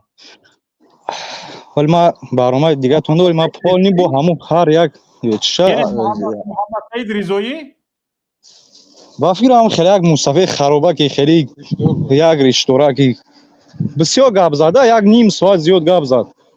بسیار خوب. شما یک بار دیگر از صحبت همون رو گوش کنید. یک بار دیگر خواهش میکنم. رقم واتساپ رو من در همینجا میگذارم. شما به همین رقم واتساپ من همون جوش رو اگر توانید بریده به ما پاکید، بسیار خوش میشدم، به شما تشکر میکردم. ولی ما حتما همین کار میکنم بود همه دکازر که باید و بگوید که در کجا ما گفتیم که همون محمد سعید رضایی گفتن که در تاجیکستان ما دولت اسلامی میسازیم. این خیلی گپ وجود ندارد برادر عزیز. سونی شما یک سوال شده بدین. یک چیز دیگر، اگر من شخصا خودم حالا زیر ملامتی که هم باقی میمونم نمیدونم، من شخصا خودم جانبداری همین گفته‌های شما نیستم. جانبداری نیستم که در تاجیکستان دولت اسلامی بنیاد شود. بله. برای که خطر تکفیرم میکند، کسی حکم میبرد، مرتد میگوید، کافر میگوید، هر چی میگوید بگوید. من جانبداری دولت اسلامی ساختن در تاجیکستان نیستم. برای اون که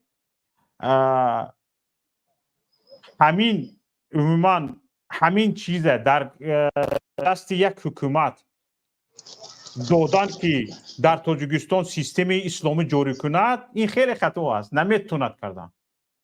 یک چیزی از عهدهش نمی برآمدگی به گردن میگیرد، این مضمونی اون رو دارد که این فریب مردم است. بله. اکای شاخه یک یک سخن بگم بعد با شما اما من بر اینم که می شود که در تاجیکستان جامعه اسلامی ساخت، یعنی جامعه مردمی ساخت. وقتی که 97% اهالی کشور مسلمان است، باید حکومت طبق آرمان، طبق عرف و عادت، طبق عقیده و اعتقاد مردمش قانون‌های بیارد، زندگی رو آسان کند. و همین رو میگوید، یعنی حکومت مردمی 97% اگر اهالی کشور ما مسلمان باشد، باید در تاجیکستان بر ضد خواسته های مردم، بر ضد اعتقاد مردم، بر ضد دین مردم، دیانت مردم، عرف و عادت مردم باید قانون وجود نداشته باشد. تنها عرف و عادت، رسم آیین، دین، دیانت مردم به یک تنظیم درآورده شود که یعنی هر آزادی حدود خودش رو دارد. برادر عزیز، یعنی آزادی این بی‌بندوباری نیست. آزادی رو نباید به معنای بی‌بندوباری در کار که هر کس هر چی خواهد بکند، یعنی او آزاد است. به همین مضمون است. آزادی محدوده خود رو دارد. اگر آزادی از حدود خود بیرون شد، این آزادی نمی شود. این بی‌بندوباری. روسو میگویند که свобода без ограничения это беспределье. بله 100% ما با گفتگوی شما 100% روزیم. در قانونگذاری تاجیکستان هم، در کنستیتوسی جمهوری تاجیکستان هم، یعنی در کجا رفته آزادی انسان محدود می شود نمبر کرده شده است. مثلا گریم آزادی انسان وقتی محدود می شود که آزادی او به امنیت کشور تهدید کند، آزادی او به آزادی دیگران تهدید کند، آزادی او در جامعه مثلا گریم یک بی‌ترتیبی به میان بیارد. در همین حالت ها 3 یا 4 حالت است که آزادی انسان میتواند محدود شود. اما ببینید در تاجیکستان حالا مثلا گریم حجاب رو منع کردن، یا که بر ریشی مردم چاقه شدن، به حجاب مردم، بر روسری مردم چاقه شدن. همینجا بگوید که همین 3-4 چیزی که میتواند آزادی انسان محدود شود، مال یک نفر با آزادی کی خلال میرسوند؟ نه خلال نمیرسوند. امنیت کی رو ویران میکند؟ نه امنیت کس رو ویران. مثلا گریم امنیت کشور رو از بین میبرد؟ نه. بی ترتیبی، بی نظامی در جامعه به میان میبرد؟ نه. پس همین محدود کردن آزادی، این گونه محدود کردن آزادی در صد اول بر ضد کنستیتوسی جمهوری تاجیکستان است، از روی قانونگذاری جمهوری تاجیکستان است. چیزی دیگر در فهم جامعه دموکراتی خودی و بیگانه وجود ندارد. در فهم جامعه دموکراتی برادر عزیز خودی و بیگانه وجود ندارد. در جامعه دموکراتی به خودی و به بیگانه و به لباس خودی و به لباس بیگانه مردم رو تقسیم نمیکنن، لباس رو تقسیم نمیکنن. در جامعه دموکراتی نگاه میکنن که مثلا یک انسان قانون رو رعایت میکند یا نه. در جامعه دموکراتی بعضی‌ها گفته ایستادن که حالا ببینید در همین جا اشاره کنم، بعضی‌ها گفته ایستادن که دین اگر ملی نباشد ملت رو متحد کردن نمیتواند. دین ملی بوده نمیتواند. و احمق‌ها دین چه ملی بوده میتواند؟ در تاجیکستان حتی این دهه با اون دهه گپزنیش فرق میکنه، شیوهش فرق میکند. در تاجیکستان مثلا گریم در کشوری که گوناگون ملت است، گوناگون نژاد است، گوناگون مذهب است، چگونه میتوان یک دین ملی باشد؟ به این قوم میتواند شایسته باشد، به این قوم میتواند موافق باشد، به یک قوم دیگر میتواند موافق نباشد. مثلا در تاجیکستان چند درصد اهالی کشور را ازبک زبان ها تشکیل میکنند؟ تقریبا 20% فرض کردیم. یعنی 20% اهالی تاجیکستان به تاجیکستان بیگانه اند. یعنی ازبک ها باید هم مجبورن باید لباس تاجیکی، سری لباس ملی تاجیکی بپوشند. دین را ملی کنیم، بیاین دین تاجیک ها زردوشت بود، گفته زردوشی شوند. احمق ها وقتی که یک گپ رو میگه دین باید ملی شود، ملت رو سمجم کنید. این خیلی دین وجود نداره. حتی هم دین زردوشتی این خیلی نیست. این خیلی دین وجود نداره در دنیا. و حتی اویستو به زبان تاجیک نبود، زردوشت شاید تاجیک نبود. و چگونه شما میتونید و اکثریتی گفته های مثلا گریم زردشتی او آیین حال وجود ندارد. شما از یک نبودگی گپ چه خیلی دین میسازید. مثلا گریم بعضی از گپایی که در اویستو وجود ندارد، مثلا گریم بعضی فرمانهای خداوند شاید فرض کردیم اویستو کتاب خدا است، بعضی از فرمانهای خداوند در کتاب اویستو وجود ندارد، از بین رفتگی گم شده است. شما چه خیلی زردشتیگری میکنید؟ جنت خداونده که بسیار چیزاش که رعایت کرده نمیتونید، مثلا بعضی عبادت هایش که کرده نمیتونید، از بین برداشته شده است یا گم شده است. چه خیلی کرده پیروی کردن. شما چه خیلی زردشتیگری میکنید؟ اوی یک کمتر فکر کنید، یک کمتر اندیشه کنید. این است برادر عزیز. برای همین در تاجیکستان میشود جامعه اسلامی گفتنی گپ چی گپ؟ یعنی وابسته به خواهش آرمانی خواهی 97% اهالی کشور است، لیکن باید اینجا هم همون 3% که 2%ش باورمند به دین‌های دیگر هستند و 1% دیگرش بی‌دینان هستند. شاید رفته در تاجیکستان مثلا گریم یک 20% 30% اهالی کشور بی‌دین شوند، ملحد شوند، مثلا گریم یعنی خدا ناپرور شوند. چیکار میکنیم با اونها؟ با اونها بار میکنیم که مثلا گریم زردشتی اوریایی شوند، اویستوخان شوند، یا با آنها را مجبور میکنیم که نه حتما در دین اسلام باقی مانند؟ نه برادر عزیز. اکا شوکت یک مینوت گپ میزنم در این مسئله. مقصد که بسیار هم خیلی گفتن که دولت اسلامی بسیار میبرن، ولی بعضی هم به سوادای نه با میبرن یا خشکی با هم خیلی میکنیم گفته اسلامی میکنیم.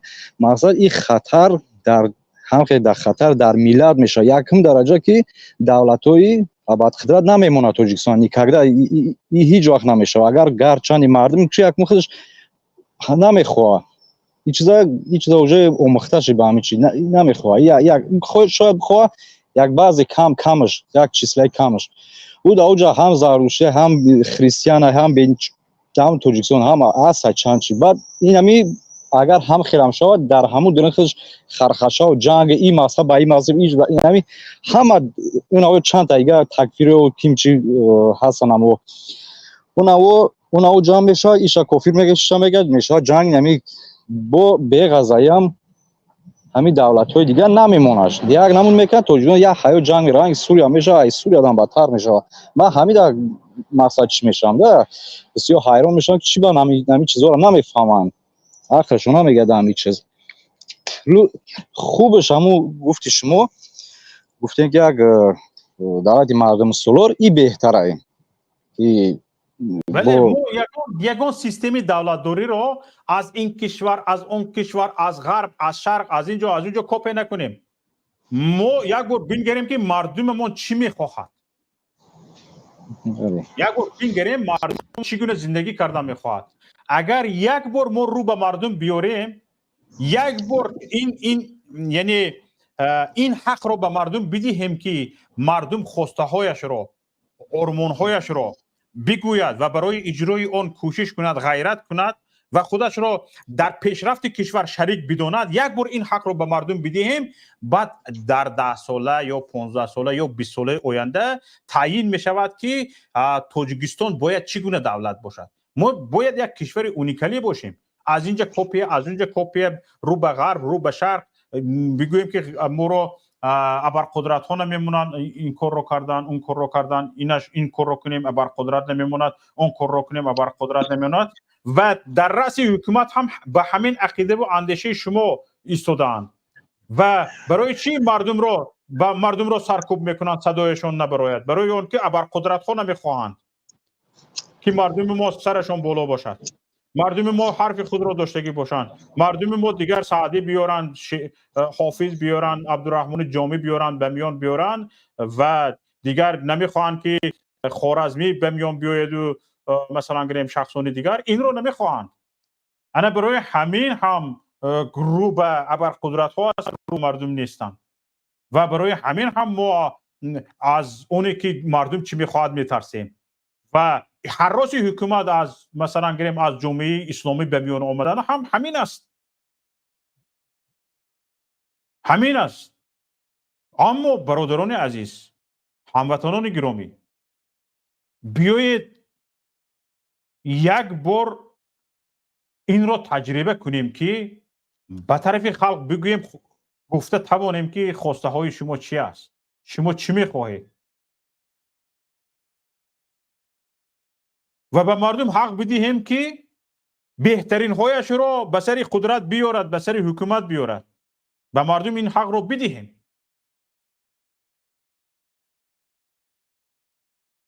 به مردم این حق رو نمیدهیم، یک گردنغاس میبروید 30 سال در قبضش حکومت رو نگه میدارد، خودش رو پیشوا میخواند. امید تمام کادرهای تاجیکستان که یک نفر میخواهد اونم پرزیدنت شود، میخواهد اونم مثلا گریم به مقام بالا رفته رسد، میخواهد رئیس مجلس ملی شود، مثلا گریم رئیس دستگاه اجرایی شود، رئیس بانک ملی تاجیکستان شود. همه اینها رو که منصب‌های کلیدی هستند شما اولادی کردگی هستید، یعنی ارزوی همه ملت رو کشتگی هستید. این منصب‌ها رو چی نکن، این منصب‌ها رو آرزو نکن. یعنی ارزوی بالا به قله نگاشتنی، یعنی سر بالا کرده به قله نگاشتنی ارزوی ملت رو شما از بین بردگی هستید. پس این هراسیدن های شما انیق است که برای چی شما از اسلام می هراسید؟ شما اساسا از اسلام هیچ هراس ندارید، از مردمی مسلمان هراس دارید، از مردمی صاحب اندیشه هراس دارید، از مردمی تسلیم نشونده هراس دارید. این است برادران عزیز. اما در یگان برنامه ما یگان نفر برآمده من یعنی دولت اسلامی در تاجیکستان میسازم نگفته است. گفته گویدم چی که نظری شخصی یک نفر بگذار تجربه کند، از روی قانون برود تجربه کند. به من چی؟ یا که به ما چی؟ یا که به شما چی؟ نظر شخصی یک نفر است. شاید ارزوی شخصی یک نفر است که میخواهد در یک دولت اسلامی زندگی کند. ارمان و ارزویش است. اما تجربه نکرده است که یا که در دستش این چی رو ندارد که چگونه این برنامه رو ندارد که چگونه میتوان دولتی اسلامی بنیاد کرد. کسانی که و برادرانی که عین حال هم برای ساختن دولت اسلامی می جنگن، می حربن، قربان میشوند، شهید میشوند و دعوت میکنن، داد و وای میکنن، بیخ گلو میدرونن، اینها هم همین طور هستند. همه گپ‌هایشون ارمونی هست، واقع بینانه، یگان گپ نمیزنن، گپ زده نمیتونن، واقع بینانه. تو دولت اسلامی تشکیل کردی، مثلا گریم مناسبت بین المللی چی میشود؟ گرد اطرافت که مثال گریم منه حاضر چه خیلی طالبان به میان آمدن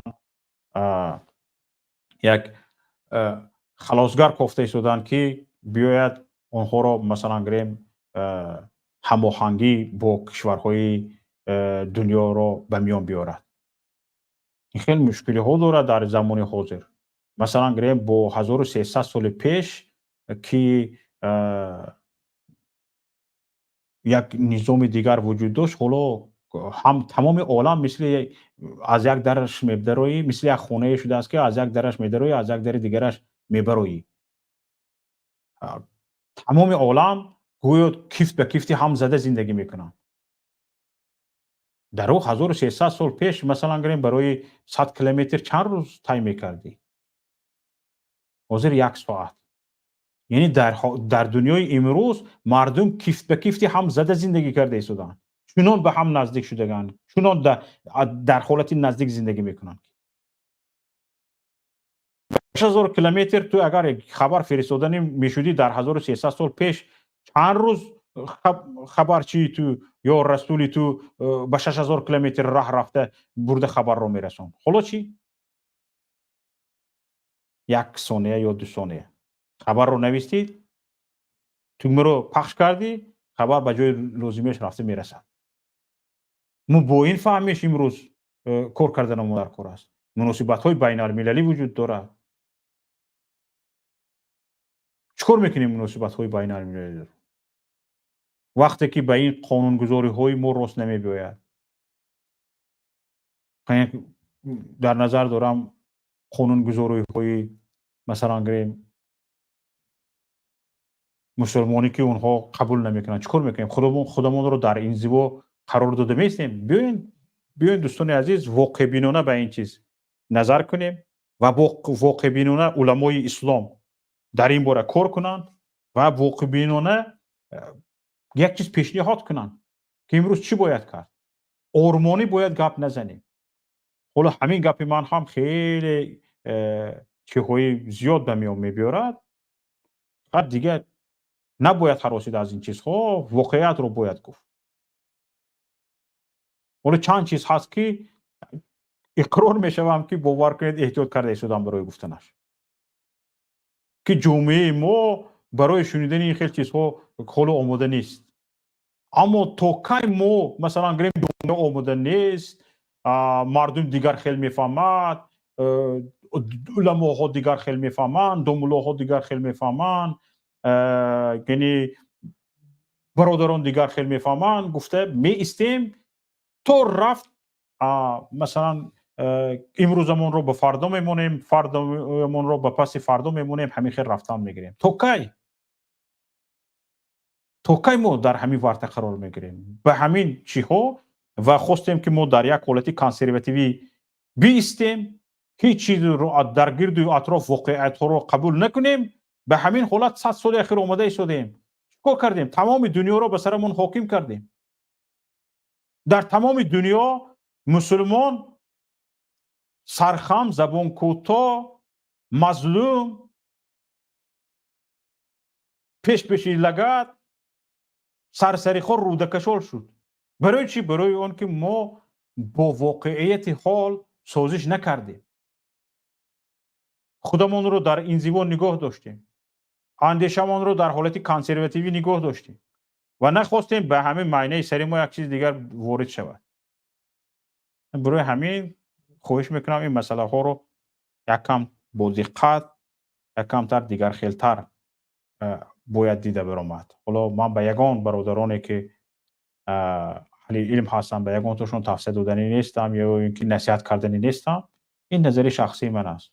هر کسی که میگوید این نظر شخصیت خطا است، خیلی تو گمراه شده ای. مرحمت با دلیل ها گپ زنیم ان شاء الله اصلاح میکنیم. حالا برادر الهام جان و برادر فرهاد، برادران عزیز، اینجا برادر الهام جان هستید شما؟ اونجا درباره روسیه گپ رفتگی بود فرهاد. حالا الهام جان شاید الهام جان کی همه خودشون رو نمایان کنن بعد وارد میکنم. اینجا ایستان الهام جان. گپ درباره روسیه رفتگی بود. نگاه کنید. حالا شما ارمنستان رو مثال آوردید. ارمنستان هم یعنی خودش رو کند از روسیه. در سیاست علاقه ارمنستان قریب که با روسیه نیست. حالا درباره آذربایجان هم رو به جانب ترکیه شد. در بیشتر کارهایش، همکاریش نسبت روسیه دیده با ترکیه خوبتر است. دین من یک ارتیوم خان بود به فکرم، یک ژورنالیست قرقیز گوش کردم، گفت که ما قرقیز ها از رو به روسیه دیده بیشتر علاقه رو به ترکیه شده ایم. نه فقط ما، تمام کشورهای ترک زبان به مثل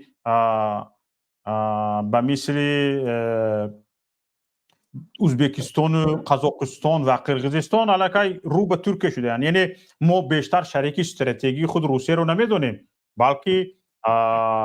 بلکه ما بیشتر شریک استراتژی خود ترکیه رو میدونیم و با ترکیه بیشتر ما استراتژی های مخصوص داریم. این گپ کوچک نیست. این از اون نشون میدهد که در همه جا یک تاجیکستان است که امروز به روسیه میگوید که уважайте нас, пожалуйста.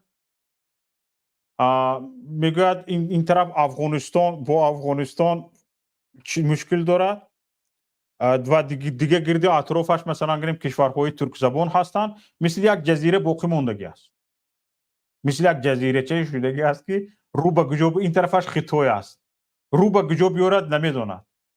اما در همین حالت ما دیده ایستادیم که خود از خود نفوذ روسیه در بین کشورهای نه فقط آسیای مرکزی بلکه در بین کشورهای سابق اتحاد جماهیر شوروی یا که اتحاد دولت‌های مستقل علاقه نفوذش خیلی پایین شده است.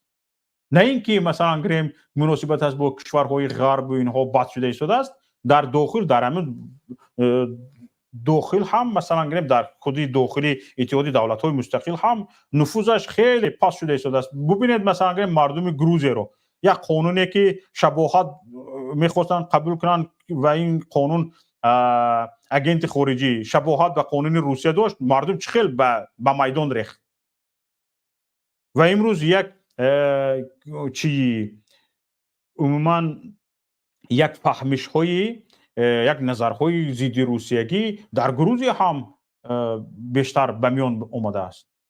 یعنی آهسته آهسته ما دیده شدیم که روسیه تو رفت شریکانش رو از دست داده ایستاده است. حالا آشکار نکرده ایستادن، حالا هم مثلا گریم روسیه شریک استراتژی ما، روسیه برادر ما گفته ایستادن تا اینکه مثل اوکراین یگان بلای دیگر به سرشون نریزد. اما در اصل اینجا من به چی اشاره کردنیم؟ شما نمی اندیشید که روسیه در سیاست‌هایش خودش سببگار است که همین اطرافیانش رو از خودش دور کرده ایستاده است و به بغل دیگران تله داده است. مثلا گریم تاجیکستان رو همین سیاست‌های امروزی تند روسیه تاجیکستان رو مجبور کرده ایستاده است خودش رو به بغل خطای پرتاید. به این نظر شما چی است؟ الهام جان؟ خیلی سوالی خوب بجا. صدا من خوب است؟ صداتون خوب است.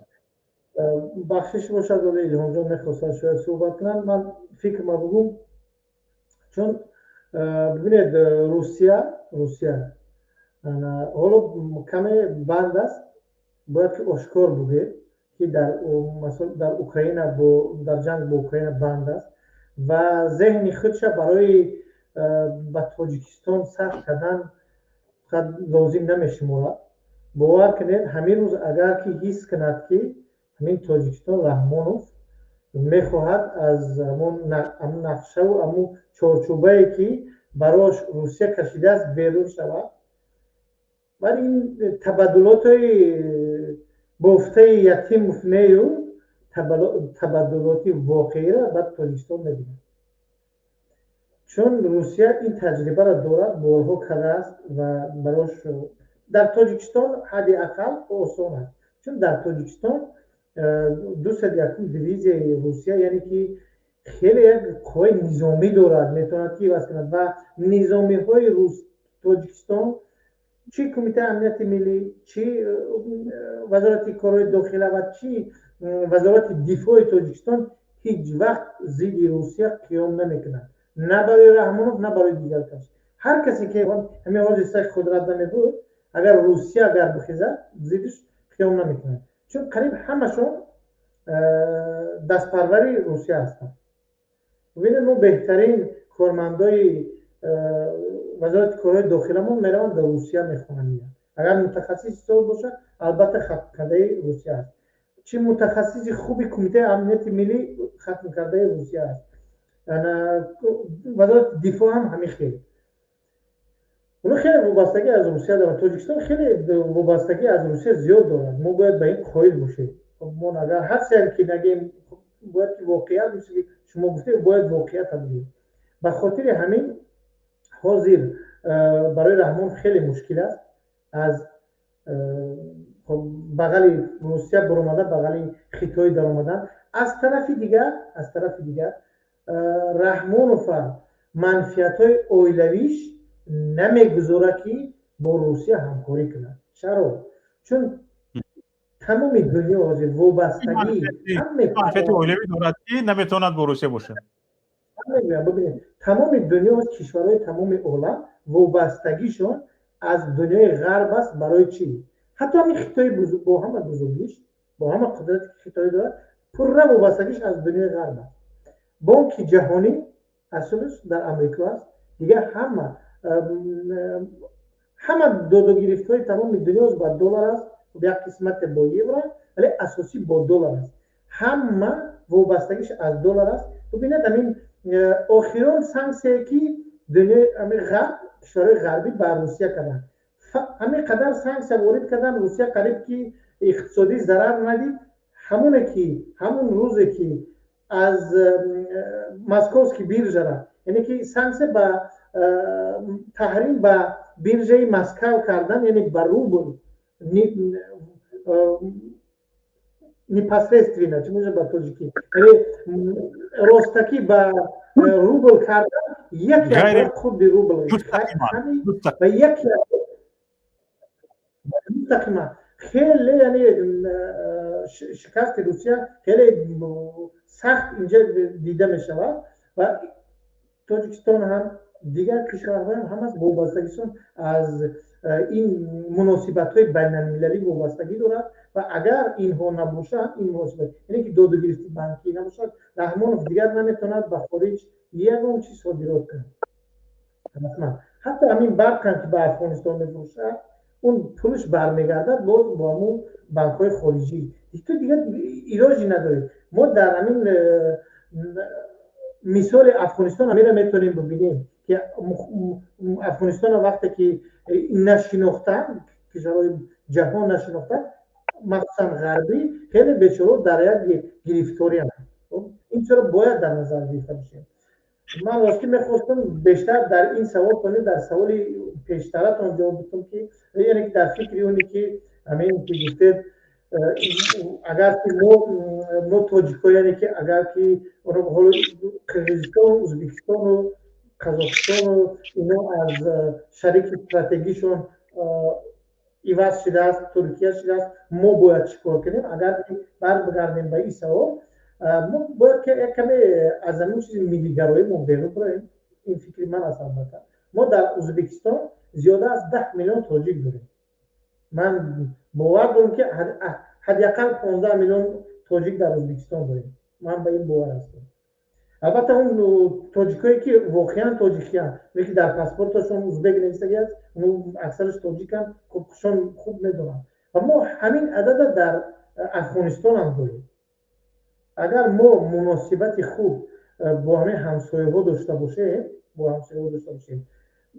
مخصوصا با ازبکستان ما حداقل همزیستی 1000 سال داریم با همین مردم ازبک ما اگر کمی از این جامعه ملی‌گرایی ما بیرون ببریم ما 1000 سال تونستیم با ازبک‌ها یک منافع داشته باشیم مغول هجوم کرد منافع ما یک بود روس هجوم کرد منافع ما یک بود در بسیاری همین تاریخ اگر نگاه کنید در بسیاری هجوم‌ها ما با ازبک‌ها آسیای میانه ما البته که در هر مرحله هر خب در رأس این حکومت مثلا امیر از ازبک‌ها بود از ترک زبان‌ها بود ولی وقتی از بیرون هجوم میشید تاجیک‌ها باید با همین مردم ترک که در آسیای میانه زندگی میکردن با هم زیدی و میجنگیدن ما بارها قصه ها داریم ما بابور داریم در این بین ما در این میان خب سلوله غیر از منغیتیو بگیم خب دیگرش رو داریم در آخر عصر 19 ما وقتی روسیه هجوم کرد ما با همین حکومت منغیتی که به امیر اولیم خان و همین مردم قومی ازبک و خب دیگر قومایی که در آسیا میانه بودن ما با هم زیدی حکومت کمونیستی جنگ کردیم ما یعنی یک تاریخ و یک فرهنگ بایی همزیستی را داریم فقط ما باید کمی از این بیرون شویم ما شرط نیست شریک استراتژی ما ترکیه باشد ایران باشد یا کدام کشور دیگر ما میتونیم که با همزیستی با همین همسایه‌مون یک زندگی خوب داشته باشیم فرق نداره در حکومت افغانستان کی است طالبان است در ازبکستان هر کدامی که نباشد ما یا که در قرقیزستان ما با همین قرقیزها حداقل 700 800 سال زندگی خوب داشته فقط به خاطری که منافع روسیه در قرقیزستان جاش بالا رود رحمانوف یک شروع کرد با دسیسه با پرووکاسیا در سرحد با قرقیزستان و اون طرف هم که حکومت ناآگاه بود یک تجربه نداشتن شروع کردن و داده شدن با این پروکاسیا یک زد و خورد به میان اومد. کورشناسان همینجا برادر فرهاد کورشناسان برای این نظرن که من بعضی نظر کورشناسان رو خوندم برای نظرن که همون جنگ آخرینی که بین در سرحد قرقیزستان و تاجیکستان شد این یعنی کار روسیه بود برای گابدارو کردن صدر جباروف. شما با این چی نظر؟ اصلا برای قرقیزستان اگر نگاه کنید برای قرقیزستان همین جنگ اصلا یکم نیاز نداشت با یکم جنگ حالا قرقیزستان با یکم جنگ نیاز نداره ولی چرا بهونه میکنن در سرحد بیو فلان است آب نیست فلان است باید چرا این 1000 سال اخیر این آب این هوا و این نمیدونم این دشت کو به همه رسید و اکنون در این اصلی 21 و در سال 2000 بر رحمانوف کدام جباروف نمیرسه. چرا؟ بسیار خوب بسیار فراد حالا همینجا الهام جان یک چیز گفتنی هستن بیاید همینجا یک دلشاد گفته که نفر وارد شده هستن ایشون رو گوش بکنید با الهام جان شما دوام بدید. معلش همین نفر رو بسیار چی نکنیم انتظار نکنیم. دلشاد گپ زنید بعد از آن الهام جان. سلام علیکم برادر آواز میره؟ هست صدایتان هست بفرمایید. خب تشکر. شما از یک نقطه نظر گفتید مقصد бывшие دولت‌های СССР مقصد Армения, Грузия, Украина ҳама уста кандан зери назорати Россия. Мисол ва ё кандан бародар зердастони худшон доранд мисол вайро мисол Украина, Америка, Армения, Франция, Тоҷикистон ба ки нигоҳ кунад? Ба Хитой бародар, ба куҷо нигоҳ кунад? Хитой тарафи Хитой рава, Россия мега это мой не трогай. Чиқор кунанд дар ин момент? Ҳамин саволо мехостам фаҳмам. Мо бо ки ҳамкорӣ кунем ва бо Русия чӣ хел ҳамкорӣ кунем? این سوال این برادر نام گپ زده است بود سوال با این برادر فقط فرهاد بسیار الهام جان منتظر با کی همکاری کنیم برادر با کی اول ما باید زیردست کسی باشه من نمیفهمم منطق همین تاجیکای ما را چرا ما باید دستنگری یا خیتای یا روسیه نمیدونم یا ترکیه یا کدام کشور دیگه بگیم من پیشترم گفتم که ما باید از هیچ کی وابسته نباشیم ما میتونیم با نه برادر یک دولت ما را بگه که از یگان دولت وابسته نیست یک دولت ما را بگه در همین جهان که از دیگه دولت وابسته نیست همه دولت ها وابسته نه دیگه دولت ها ازشکستان ازش وابسته نیست چرا ازشکستان میتونه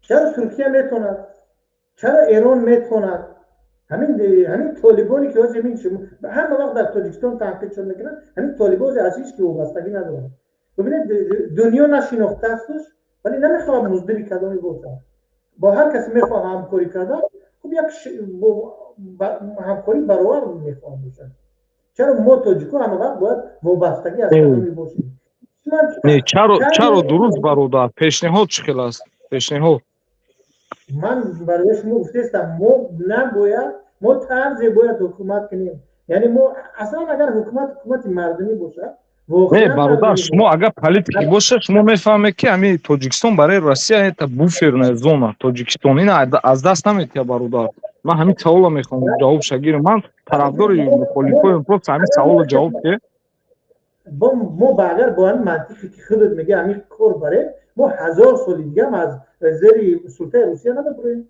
ما باید آزاد باشه ما کی آزاد میشیم ما کی دولت ملی نمیدونم آزادی خودمون نمیشه ما کی استقلال با استقلال میرسیم یعنی اگر با این فکر بریم پیش یعنی اگر ما نخواهیم که از پشتیبانی همه وقت داشته باشیم ما همه وقت زیر دست کسی میشیم چرا ما باید الهام جان گوش کنیم یک بار بسیار خوب بله سوال خیلی مهم است خیلی تاریک از جایتون الهام جان آذر من یک دقیقه نوشه من آذر چراغ چی کنم تاریک بوده است آذر یک دقیقه شما گپ زدید فرهاد جان از من چراغ گریان کنم. چرا گریان کنه دیگه نامه نمیبیاد. ҳамиҷа бародар як сухани дигар нуқтаи назар ма бугум. Ман фикр мекунам ки муборизаи только зидди раҳмонӣ мо бояд муборизаамонро аз Россия чӣ хел кандан. Ман вақте барномаи мухолифина тамошо мекунам дар бораи Россия вообще ягон гап чап нест бародар. Чӣ хел мо аз ваё канем, чӣ хел мо кунем ки ваё моро ҳурмат кунанд. Дилшод бисёр мавзӯи хуб. Ман тарафдори он ҳастам ки ҳамин бародар Фарҳод шумо истинтоқ кунед. Бале бале. Аввал Илҳомҷон гап занад. Бале, як саволи хеле мушкил аст. Воқеан аксарият мехоҳад ки мо дастнигари ягон кишвар набошем.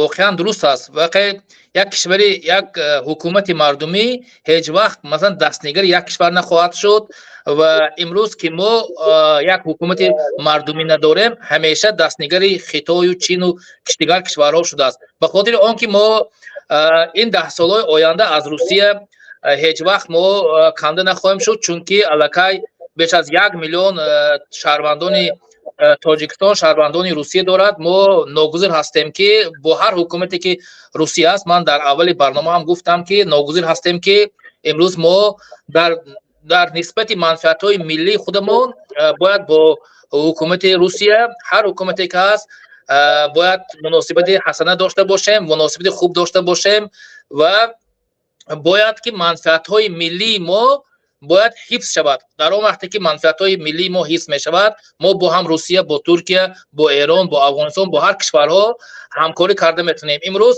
хеле ки бародар гуфт Арманистон бо Фаронса асту як кишвари дигар Грузия бо як Украина бо Амрико, инҳо Арманистон бахусус бо манфиатҳои миллии худаш сару кор дорад. Имрӯз ки Фаронса манфиатҳои миллиро тақозои манфиатҳои миллии Арманистон дорад, бо ҳамкорӣ дорад, бо Русия ҳамкорӣ надорад. Ман хеле хушам омад ки Арманистон дар як муҳлати масалан кӯтоҳ аз созмони амнияти паймони дастҷамъӣ даст кашид, яъне аз ОДКБ даст кашид. Мо ҳам ба ҳукумати Тоҷикистон пешниҳод карда будем ки яъне ҳамин пайваст будан ба як блоки военни, блоки ҳарбие ки бо Русия қуввати калон дорад, дар он ҷо манфиатҳо баробар тақсим нашудааст. Ва бубинед ки дар ҳамин байни Озарбойҷону Арманистон ки ҷанг ба ҳам пайваст ва ОДБК вазифадор буд ки манфиатҳои Арманистонро онҷо ҳимоят кунад, аммо Русия намехост ки инро ҳимоят кунад. Ва бубинед ки ин худаш маълум шуд ки ин ОДБК ҳам чи дастнишондоди худи ҳукумати Русия аст ва барои ҳамин Арманистон даст кашид ва Тоҷикистон ҳам хуб мешуд ки аз ин ОДКБ ё СПАТ даст кашад. Яъне ки ин саволи хеле масалан як саволи глобалӣ аст. Мо бояд ҳукумати ҷумҳурии Тоҷикистон дар ҳар ҷое ки манфиатҳои миллии худашро ҳифз карда метавонад, манфиатҳои миллиш ҳаст, бояд бо ин кишварҳо ҳамкорӣ кунад. Бубинед инҷа Туркия, Фарҳодҷон гуфтан хеле хуб аст. Дар аҳди Мустафо Камол Отатурк бештар ҳамун ҳукумати Туркия ба Олмон ва Фаронса бештар таҳкия мекард ва онҳоро ин кишварҳо ҳимоят мекард. Вақте ки баъд аз чанд вақте ки масалан омад даст ба Эрдоғон афтид, ба ӯ як савол карданд ки ту чугуна тавонистӣ ки аз як кишвари қашшоқу фақир, чун як хеле тақрибан дар сатҳи дунё давлатҳои ақибмонда ҳисоб мешавад Туркия, тақрибан 50 ё 60 кишварҳои дар қатори кишварҳо аз рӯи қудратманд 50 ё 62 ҳисоб мешуд. Вақте ки аз он пурсид ки шумо чӣ гуна тонистед ки дар 20 гона давлатҳои абадқудрат ҷой гирифтед, гуфт ки аввалин гуфте ки ман манфиатҳои миллии худамро ҳифз кардам, бо он кишварҳои ҳамкорӣ кардам ки манфиатҳои давлати ман, миллати манро ҳифз мекунад ва ман нагузоштам ки худам ҳам дуздӣ кунам, яъне дуздӣ, даст ба коррупсия занам. Ду масъала дар ҳамон ҷо гуфт. Яъне ки масъалаи аввалаш ҳифз кардани манфиатҳои миллӣ ва ҳамкорӣ бо он кишварҳое ки манфиатҳои миллии Туркияро ҳифз мекунад ва дар чорчӯби ин манфиатҳо кор мекунад. Барои ҳамин барои Тоҷикистон ҳам хеле хуб мешуд ки имрӯз نه اون سیاستی که رحمانوف دارد درهای باز میگوید شریک استراتژی میگوید اصلا در معنای شریک استراتژی او رو ندارد. این شریک استراتژی با اون است که برنامه‌های حداقل 20 ساله 30 ساله بین دولت‌ها به موافقه میرسد، بین دولت‌ها این برنامه‌ها تصدیق میشود. این گونه برنامه از جانب دیگر کشورها نسبت تاجیکستان هست، اما از جانب حکومت جمهوری تاجیکستان چنین برنامه‌های استراتژی نسبت دیگر شریک‌های استراتژی ندارد. از برای همین حکومت جمهوری تاجیکستان بخصوص آقای رحمانوف هر کشوری که میرود او رو این کشورها رو چیلا میکند شریک استراتژی اعلام میکند که این یک خطای تاکتیکی سیاسی است. برای همین به خاطر آنه که ما راه خودمان راه درست را انتخاب کنیم باید اول حکومت مردمی باشد، سیاست ملی باشد، منفعت های ملت و دولت در آنجا حفظ شود. با آن کشورهای ما همکاری خواهیم کرد که در همه موقع ها باید مناسبت یخخیله داشته باشیم و منفعت های ملی و دولتی ما حفظ شود. این را باید مثلا پیش از همه ما درک کنیم و به این عمل حرکت کنیم که امروز حکومت جمهوری تاجیکستان خیلی که شما گفتید امروز برای چی فرهاد جان گپی خوب گفت که منفعت عالی در آنجا که هست او خیلی مثلا دست پاچک میزند. چرا امروز حکومت جمهوری تاجیکستان به سازمان اوراسیایی تجارتی همراه نمیشد؟ به خاطر آنکه در اونجا منفعت‌های عائله از بین خواهد رفت، تجارت از بین خواهد رفت. چرا امروز نمیخواد؟ برای چی در سپد است؟ برای چی در سپد است؟ به خاطر آنکه منفعت عائله حفظ میشود. برای آنکه در اونجا بغیر از مسائل حربی دیگه مسائل خیلی کم است. بله مسائل در قزاقستان چی فایده آورد؟ مثلا در همین مشکلات قزاقستان چی فایده به میون آورد سپاه مثلا؟ سپاه یعنی که آمد حمایت کرد از همون رهبر قزاقستان اون کی بود توقایف، چیکار حمایت کرد او رو حفظ کرد و به منصب شناند. آمد در یک روز هزارها نفر قزاق را کشت. برای روسیه برای اودپک یک ملت دیگر را کشتند. هیچ است. برای همین وقتی که امروز شما قیام میکنید انقلاب میکنید دانسته باشید که در اونجا ارمی روسیه هست، اودپک هست، با اینها بعد این زشتنیکی دیکتاتورها. بله 100% وقتی که ببینید وقتی که آذربایجان و ارمنستان یعنی که جنگ شد بین اینها اون چرا اودپک همراه نشد؟ چون مثلا واقعا اون دیکتاتور نبود وای موقع ملی شد اونجا موقع ملی در اونجا بود. حالا ببینید ارمنستان همون اول سروزیر ارمنستان کی بود اون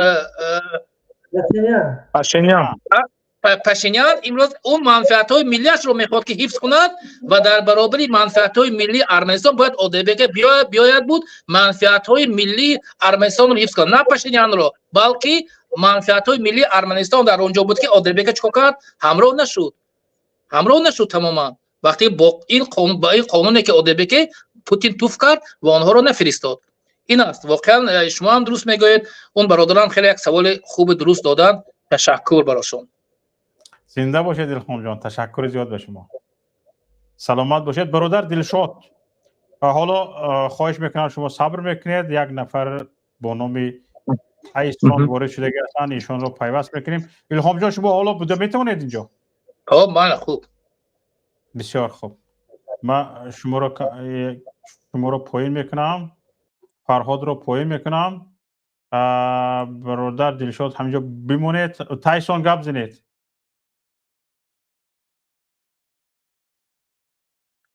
تایسون هستید شما؟ میکروفونتون کشتگی است. میکروفونتون رو تایسون برآمدن. دلشاد شما چی گفتنی بدید؟ گپتون رو من بریدم. برادر من همین سوالو را دادم راست گپ جواب مفصل نگرفتم که چه خیلی باید چکنیم. بسیار سوال گپ زنید. همین سوال گپ زنید لطفاً. نه سوال ما همین که ما باید چه خیلی مناسبت کنیم، با کی همکاری کنیم. و به غرض روسیه با فکرم اگر از ژئوپلیتیک نگاه کنیم به غرض از روسیه ما با یگان دولت نمیتونیم همکاری کردن. برادر شوکت با کی میتونیم؟ با امریکا نمیتونیم. یعنی بیت در جواب سوالتون من не бародар Шавкат нигоҳ кунед чӣ ба Беларус ина аз ҳамин давлатҳои дружествении қати Россия ҳамкорӣ мекунанд. Беларус бисёр манфиатҳои зиёд мегирад аз Россия. барои чӣ мо наметавонем ҳамин корро кардан? Сабаб дар чӣ бошад? Может аз тарафе ки мо дар геополитика мо камтар аз ҷиҳати география мумкин камтар вазъиятмон безебад. бисёр дар як ҳолати хатар қарор дорем мо. ҳозир мо агар ягон гап шавад мо мумкин ҳамин Тоҷикистон чор тақсим шавад бародар, чор тақсим шавад. ба фикри ман Беларусия бо Россия нест, фақат Лукашенко бо Россия аст. дар ин сатҳ метавонад Эмомалӣ Раҳмон ҳам гуфта мумкин ки бо Россия ҳаст. من باید مثال کوتاه برای برادر دلشاد جواب بدم. شوکت جان بخش باشد. همین شما میدونید که بلاروسیا از روسیه گاز با کدام نرخ خریداری میکنه؟ نه برادر گاز نمیدونم روسیه در عرصه بین المللی یک نرخ معین دارد که تمام دنیا گاز خریداری میکنه. نفت هم اینچنینه. بلاروسیا از روسیه همین گاز 3 مرتبه ارزانتر خریداری میکنه. برای مثال اگر $1 باشه 1 کوبه مترش اون 30 سنت خریداری میکنه. تاجیکستان ما گاز از روسیه چند سنت خریداری میکنه؟ یک 3 مرتبه زیاد از بلاروس باور دارم. ما اصلا گاز نداریم. میدونید که ما از روسیه گاز خریداری نمیکنیم. گاز آمد سال 1999 98 وقتی جنگ رفته است بود، وقتی نزدیکی صلح ما دست گودک بودم گاز بود. А вақте ки сулҳ тамом шуд, газ уже всё пропал уже. Я не знаю почему, в чём причина. Газ буд, хубурҳои газ то ҳозирам вуҷуд дорад. Ҳозирам як миқдори хеле кам аз Ӯзбекистон барои алюминий завод мехаранд, вале тамом аз ӯ зиёд нест. Чаро намехаранд? Чун оила манфиатдор нестад ҳукумати мардуми Тоҷикистонро ба газ таъмин кунад. Чаро бояд мардуми Тоҷикистон ба газ таъмин бошад? ولی بلاروسیا مردمش از لوکاشنکو طلب میکنه. خب اینجا همش وابستگی میشه به مردم. وقتی ما میگیم که وابستگی از روسیه نداشته باشیم، این معنی اون رو ندارد که ما از روسیه خریداری نمیکنیم یا با روسیه دودوگریف نمیکنیم. نه برعکس، شاید ما اگر سر قدرت بیاییم، یک حکومت مردمی بیاد سر قدرت با نظرداشتی منفیت‌های ملی با روسیه دادوگیری خریداری رفت و آمد 10 مرتبه زیاد شد. نه برادر یک نقطه نظر میگم شما да бахшиш шуморо мебарам инҷа бисёр важное. Ами Россия да важное ки чтобы вот Таджикистан, Узбекистан это всегда были бедными, чтобы они приехали, работали вот в черных местах. И Россия ҳеҷ вақт намехоҳад бойгари муро. Савол ҳамин ҷада ки мо чӣ хез аз ҳамин ҳолат буроем. درست میگوید. حتی فرهاد نگاه کنید همین سیفالله سفرов بود به فکرم در یک معاونی رئیسی مرکز تحقیقات استراتژی نزد حکومت جمهوری تاجیکستان از پرزیدنت جمهوری تاجیکستان در یک مصاحبهش گفته بود که روسیه نمیخواهد که در تاجیکستان کارخانه‌های بزرگ ساخته شود. البته شوکت جان ببینید این گفتی سیفالله سفرов ولی این چیزی شما میگه اینها خیلی وابستگی چرا ما باید از روسیه اجازت بگیریم که کارخانه کلان بسازیم؟ من همین رو نمیفهمم چرا شما اینقدر این یک مثلا نگاه کنید مثلا اگر فرض کردیم اجازه نگرفتیم به ساختن سر کردیم یک فتنه برمیخیزوند با تاجیکستان مثل سالهای 92 97 بله من همینجا شما دا مثال میارم. این گپا همش دروغ است. این همش در همین فکری در همین عقیده شخصی شما. همین روسیه افغانستان نبود که تو مثلا گره به امامعلی رحمان تانک توپ تفنگ داد از ترمیز زده به دوشنبه در اومد. конечно. افغانستان از اسنگ برآمد. روسیه چیکار کرد؟ هیچ کار نکرد. ازبکستان از اودکه برآمد. روسیه چیکار کرد؟ هیچ کار نکرد. ازبکستان کلانترین کارخانه ماشینسازی را در آسیا میانه و در روسیه خودشان آورد در ازبکستان ساخت. روسیه چیکار کرد؟ هیچ کار نکرد. و این جمله شما هم اگر مستقل باشه не бародар шумо ӯзбекистона нигоҳ накунед мо буферные зонаем барои Россия вот о чём надо смотреть мы буферные зона для России кишварҳои прибалтика аз иттиҳоди СНГ баромадан Россия ҳеҷ чӣ накард шукура накунад ин ғалат аст ин як барои ки ба ё наздик буданд дар Европа хайрана Украина Узбекистон наздик нест бас Узбекистон дар мобайне Путин скажет пофиг эта страна в центре главная буферная зона это Таджикистан вот в чём проблема бародар Русия буферная зона нестем кадом буферная зона шумо медонед Россия дар ҷо Тоҷикистон дар ҷо ман сарҳо ба мошина это имперская страна братан это имперская страна для них это важно чтобы вот 5-6 давлат зиёд буферная зона боша ҳама вақт ҳоли Украина нест дига буферная зонаш қатъи Украина як шуда бачи ҳамин НАТО ҳозир қатъи Русия дар ҷанг кардааст тамоми яроқҳои Украина аз НАТО аст тамом бисёр хуб Дилшод ман шуморо поён мекунам агар гуфтанӣ дошта бошед сабр кунед ман Дилшод шуморо поён мекунам ба ҷои шумо бародар Абдуллоҳро ворид мекунам Дилшод агар ягон гуфтанӣ доштагӣ бошед биистед надоштагӣ бошед метавонед хориҷ шавед аз студия من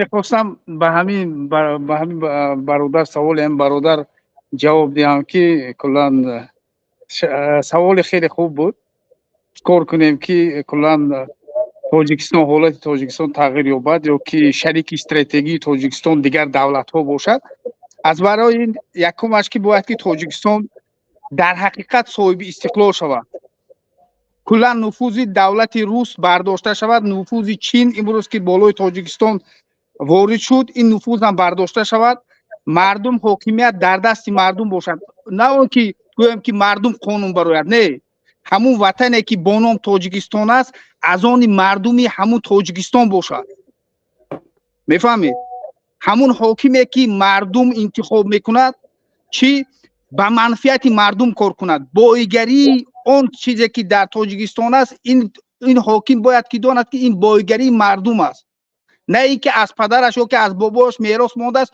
چخل خوره خواهد بفروشه و گویم یا که پدرکه کند بیان است در او وقت می شود که وقتی که دولت صاحب اختیار است صاحب استقلالیت خودش رو دارد آزاد است با روسیه اطاعت نمی کند با چین اطاعت نمی کند قرضهای میلیون ندارد از بانک جهانی و از بانک چین و از بانک روسیه هر چیزی که دارد از آن خودش است ما وقتی که در مسئله لوکاشنکو گپ میزنیم وقتی که شوروی برهم خورد لوکاشنکو بالای حاکمیت بود اون زوادهایی که بود لوکاشنکو برای دزدیده برده به آهنپاره فروختن اجازه نداد لیکن ما صدها زوادها داشتیم همش دزدیدن حتی که بعد حاکمیت که گویم که بعد سال 97 بعد از همون صلحی که گویی که با در درون همین ناخونک صلح زوادها بودن در ولایت سوخت چوکتکا خود نمیدونید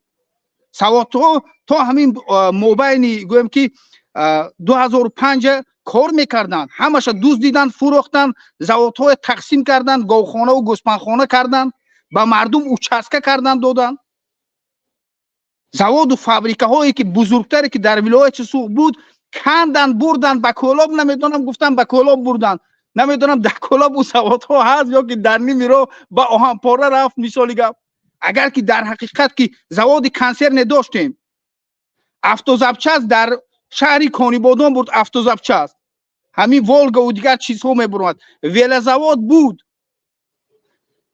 زواد اتوبوس بود آره اتوبوس ضروری بود زواد اوران داشتیم زواد گویم که میاسه کمبینات داشتیم فابریکه دوزندگی و ریسندگی و غیره داشتیم همه چیز داشتیم البته هیچی نداریم امروز از تقریبا چندی صدها کارخانه ها داریم یگانتش از ما نیست از ما گفتن از مردم تاجیکستان نیست از تاجیکان از مردم تاجیکستان نیست برای که در تاجیکستان خیلی گوناگون ملت ها زندگی میکنن از همون مردم نیست از برای همین اگر که ما خواهیم که با دیگرها مناسبت خوب داشته باشیم یا که گویم که یک مالی که ما داریم با بازار جهانی برایم نرخش خودمون معین کنیم، باید اول ما چی باشیم؟ آزاد شویم. غلام نمیتواند به همون گویم که یک به کاری که کرده است یا که به یک حاصلی که به دست آورده است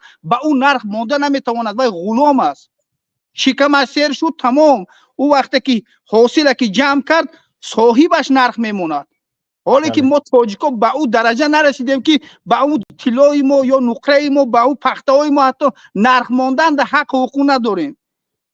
باور کنید رنگ غلام کار میکنن. عبدالله یک دقیقه یک چیز از یادم نبراید. آزاد در تاجیکستان میخ خریدن، میخ و سمریزی اینها رو خریدن با پاسپورت هست. به نزدیکی من یک خوندم، یک مقاله خوندم، اینها از میخ و از سمریزی اینها برای میترسیدن که گمان میکردن، فکر میکردن با میخ اینها چی ساخته، بمب و چیزهای ترکنده ساخته میشود. حالا به نزدیکی من یک مطلب خوندم، در اون گفته شده است که از همه چیز که به قوت ترکنده اینها رو میشود که از پخته ساخت. دیگه خدا گوید که حکومتدار تاجیکستان در این باره نفهمان، در تاجیکستان دیگه پخته نمیروید. نه درست است، عجیب است. بسیار چیزهایی که عجیب است که 100 سال است که بالای مردم ما آوردن این پخته را آوردن. امروز که شوروی تقریبا 30 سال شد تاجیکستان را ترک کرد، بر آمد رفت. حالی هم رنگ غلام ما در زمین پخته میکنیم و او پخته را نرخش چین معین میکند که به چند سوم میخرند. چین همون کارخانه هایی که با چین چی دارد، رابطه شرطنامه دارد، اونها نرخ معین میکنند. صاحبی که پخته کاشته است یا که پخته را جمع کرده است از پول خودش، اون نفری که صاحب پخته معین نمیکند، خریدار معین میکند، همون کمپانی. باز شما مجبور هستید که به همون کمپانی میفروشید، مالی که گویم که مال شخصی خودتون است. شما به دولت انداز میسپارید. در حیرت هم که بعضی نفرها میدونم میگن که بلاروس این خیل دارد، ازبکستان انا او دارد. کلا که از نقطه نظر سیاسی اگر نگاه کنیم، ازبکستان هم، قزاقستان هم، بلاروس هم، تاجیکستان هم همش چی است؟ در اطاعت روسیه است. در بعضی حالت ها روسیه اجازه داده است که چیکار کنند؟ تجارت آزاد داشته باشند. حتی که به تاجیکستان هم همین اجازه داده است. تجارت این گویم که نفوذی چی نیست. البته که نفوذ هست، نفوذ خیلی نفوذی ضعیف است. یا که همون به چین اجازت هایی که داده است امروز روسیه، برای که چین با روسیه چه است؟ اونها در حقیقت شریک هستند، دوست استراتژی هستند، منفعتی یگانه دارن اونها، دو دولت. لیکن تاجیکستان با روسیه یا که تاجیکستان با چین یگان منفعت یا که دوستی ندارد. مردمی تاجیک یعنی منفعت دارند، منفعتی برابر حقوقانه نه، منفعتی برابر ندارند. یعنی هیچ وقت خطای به تاجیکستان حق نمیتید که با خطای تاجیکستان منفعتی برابر داشته باشد. نه البته که کلا که یک چیزی که هست که شوکت اکا ما بسیار مثال همین چیز آموخته بودم. یک چیزی که صلح که سال 97 نه، همین حاج اکبر تورجانزاده گفت که چخیل مجبور کردن، مثال گپ این مجبوری از طرف افغانستان شد که ما به همین صلح امضا مونیم. نه مجبوری بود، نه ما میخواستیم که کلا 50 به 50، لیکن از حسابی که طالبان اومدن اینجا مجبور کردن. حالا برادر عبدالله همین ما پریشانم که همین مصاحبه حاج اکبر تورجانزاده با بی بی سی نو پدیلیت شده است، چون این خیلی مصاحبه کونه است. خیلی مصاحبه حالا از همین چیزا من خیلی پریشانم. چرا این همین روزها این چیز یعنی پدیلیت شده است و به میان اومده است همه رو هر کجا چوشیده شده. برادر عبدالله، من همین صحبت شما باز برای که بیا صلح تاجیکا را مونیم 50% 30% دادنشون گرفتن نتونستن 50% مونیم بذارید. ولی بیا بگردیم به مسئله. درست همینجا نگاه کنیم. اشاره کردم من چیزی رو نکنه که خودم شاهدش هستم. حالا درباره کندن و بردن بود سال 2003 من از روسیه با یک من نمیگم که من سرمایه‌داری کلام بودم ولی با یک سرمایه اومدم تاجیکستان و من خیش تبارم گفتم که بیا در اینجا میشود یک زوادی استحصال روغن ساخت. اون وقت از پاکستان یک زوادهای را می‌آوردن مینی زواد می‌گفتن یعنی زوادهای خود کارخانه خودی روغن برداری میشه ساختن و من رفتم اونا خریداری نکردم.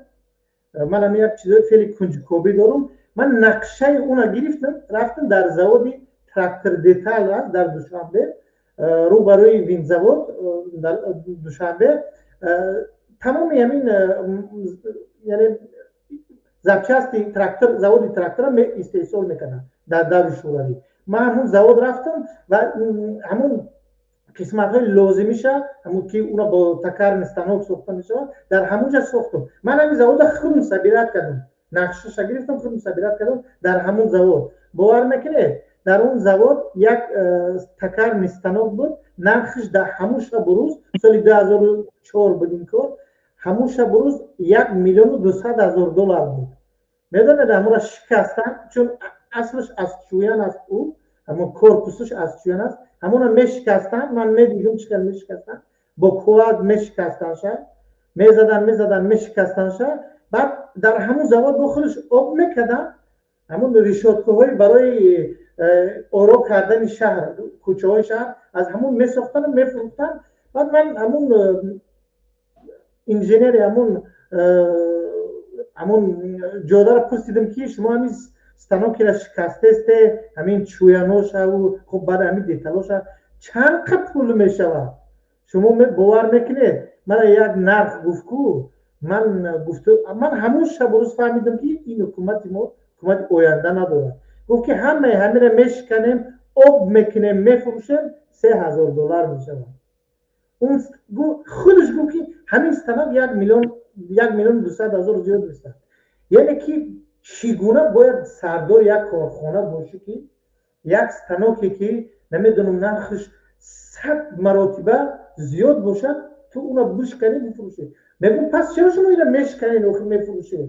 میگم خیلی هیچ که بدل نمیخوره. ما در گیجات دیگه خب زبچست برای اتوبوس میسازیم. این از اون میومد که ما حتی بعد تمام شدن انجام شدن جنگ بعد گذشتن 5 سال 6 سالی آرامی نتونستیم یک دادگرفته اقتصادی مونه با همون کشورهایی که 70-80 سال یک بودیم ما میتونستیم در همون زواد تراکتور دیکتال برای زواد در بلاروسیا بوده تراکتور استحصال میکرده در بلاروسیا بوده سازشنامه امضا کنیم برای اونها یعنی همون چیزایی که بود برقرار کنیم. باور کنید همونجا اسپیشالیستای روس کار میکردن برای یک تیکه نان کار میکردن برای چند سامانی من دل میسوخت به همون ولی واقعیت روس همین بود. خیلی شما درست تشکر زیاد فرهاد تشکر زیاد فرهاد. حالا الهام جان گوش کنیم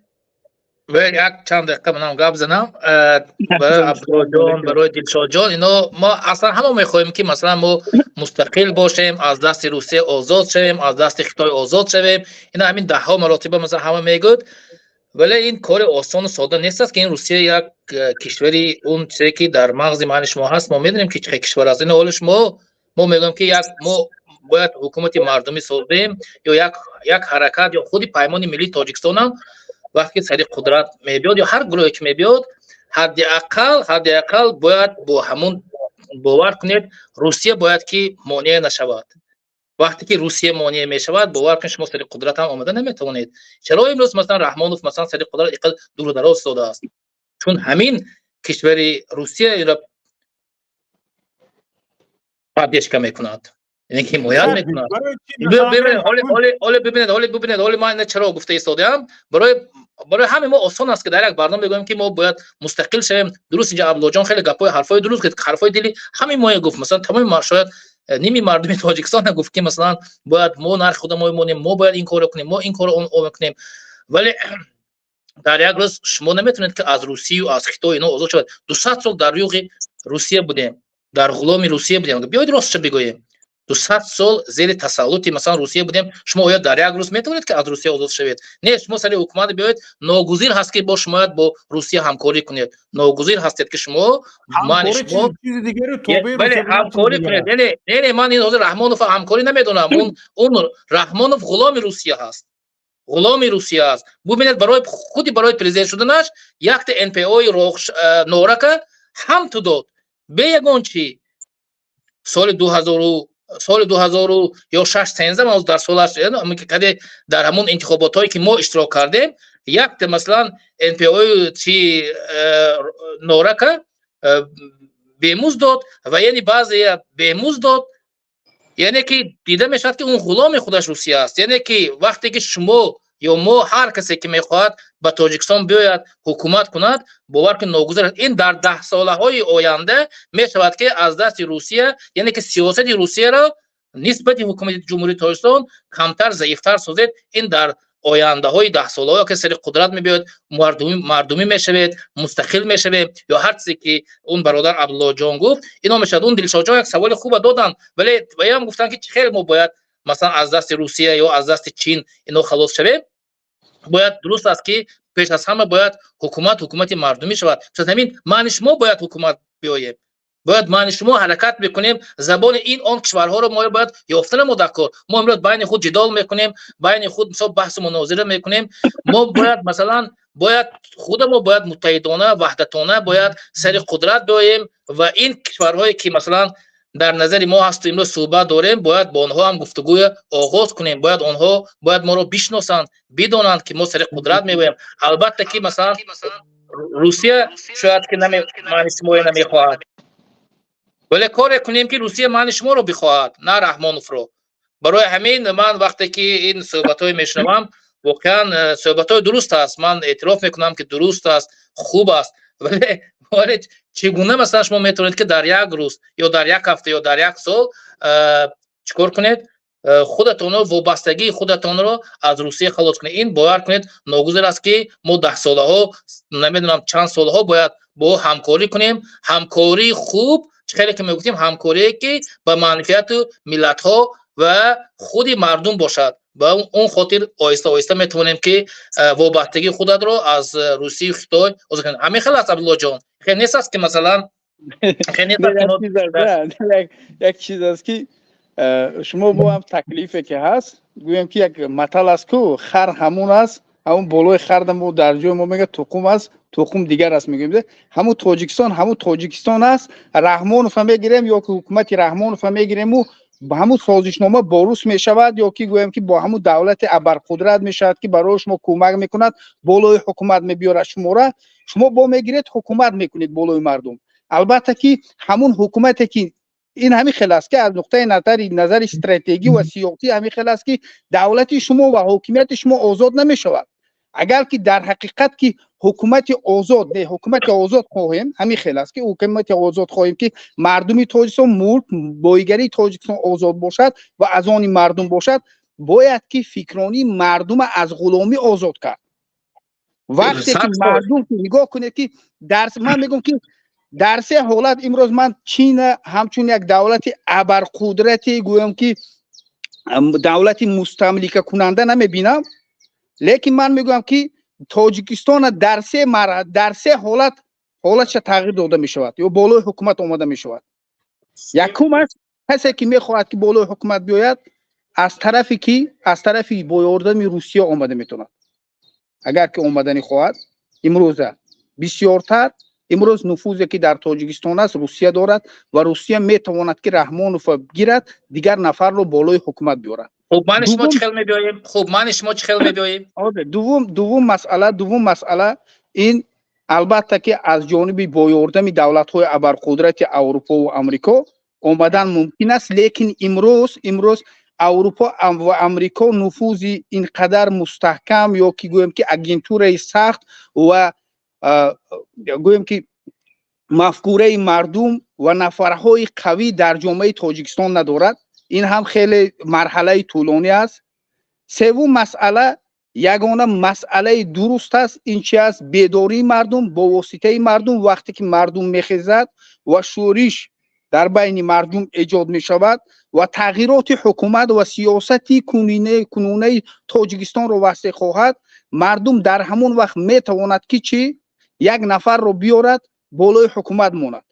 چی دولت ابرقدرت در همون وقت راضی می شود با فکر مردم، همون نفری که مردم می خواهد همون رو بالای حکومت آورده و در اون وقت چی همون نفری که بالای حکومت می بیاید آزاد می شود. خیلی که در همون حالت مصر. خب گوزن نه عبدالله جان درست است. شما هر سر محله که شما گفتید اینها مثلا پیاده شوی است، یگان مقصد اینجا مانع نیست، ولی هر حکومتی که حتی با شورش انقلاب مردمی میخزد باور کنید اون دیر دوام نخواهد کرد. هر کشوری که ابرقدرت که در تاجیکستان وزن دارد باید که این حکومت شما میگفتید رو مثلا از بین میبرد. اون نه که شما روسیه مثلا هم تو با دست خالی برای شما کرد، اگرچه هم تو با انقلاب با بیداری مردم هم سری قدرت میبرید، ناگزیر هستید که با این کشورها چیکار کنید، همکاری همه جانبه و ناگزیر هستید که بکنید و باور کنید مثلا باور کنید اونها تا اون قدر مثلا قدرت و توانی دارند که خواهید نخواهید ناگزیر هست. من برای میگم کلمه ناگزیر است که با اونها همکاری کنید، با اونها حتی بعضی مسائل اون رو هم قبول داشته باشید. این مثلا خیلی نیست است که مثلا شما میگوید که این همیشه مثلا یک چیزی طبیعی و مثلا با واسطه همین بیداری مثلا سری قدرت بیاید. من برای من میگم که باید همون موقع یکمی که شما گفتید باید مثلا این اون کشورهایی که مثلا وابسته به تاجیکستان هست خودتون رو باید نشون دهید، موقع خودتون رو و خواسته های خودتون رو باید نشون دهید که آنها هم شما رو درست بشناسند. امروز خود مخالفان رو ما درست نشون داده نتونستیم به این کشورها و تا حاضر قبول ندارن. من از روی چیزی که من خودم میدونم و تجربه کردم گفته ایستادم. درست گپ شما. اگر یگون نباشه اجازه تین گپ زنم، اگر یگون کس الوه کردنی باشد مرحمت اگر الوه کنید که یک سوال بتونم مقصد برای چی اینجا مثلا مقصد برای چی من گفته ایستادم با یک 10 سکوند دیگر مقصد ما یک چیزی مثلا هم تو آسان مثلا درک نکنیم. میگم نه مقصد ما باید ببینیم واقعا واقعیت امروزه، واقعیت اصلا منطقوی رو ببینیم که امروز روسیه و چین اجازه نخواهد داد که حتی انقلابی که در تاجیکستان میشد آنها حتی منفعت دار هستند که همین کار انجام نشود. درست فرهاد جان میبخشید من جای شوکت جان نگرفتم. درست یک چیزی که هست که بسیار همین چیزا چند بار من گفتگی هستم، بعضی نفرها از همین حسابم مرا بد میبینن که انقلاب ما حرکت ما را تو چی میکنی پیش هشته مثالی گپ معما ایجاد میکنی. در حقیقت شما سخنهای شما ذکر کرده درست است. یک چیزی که هست که امروز مخالفین همچون مخالفین پرقوت یا که گویم که باوریناک دولت‌های ابرقدرت نمیشناسد معمای خودی مخالفین است.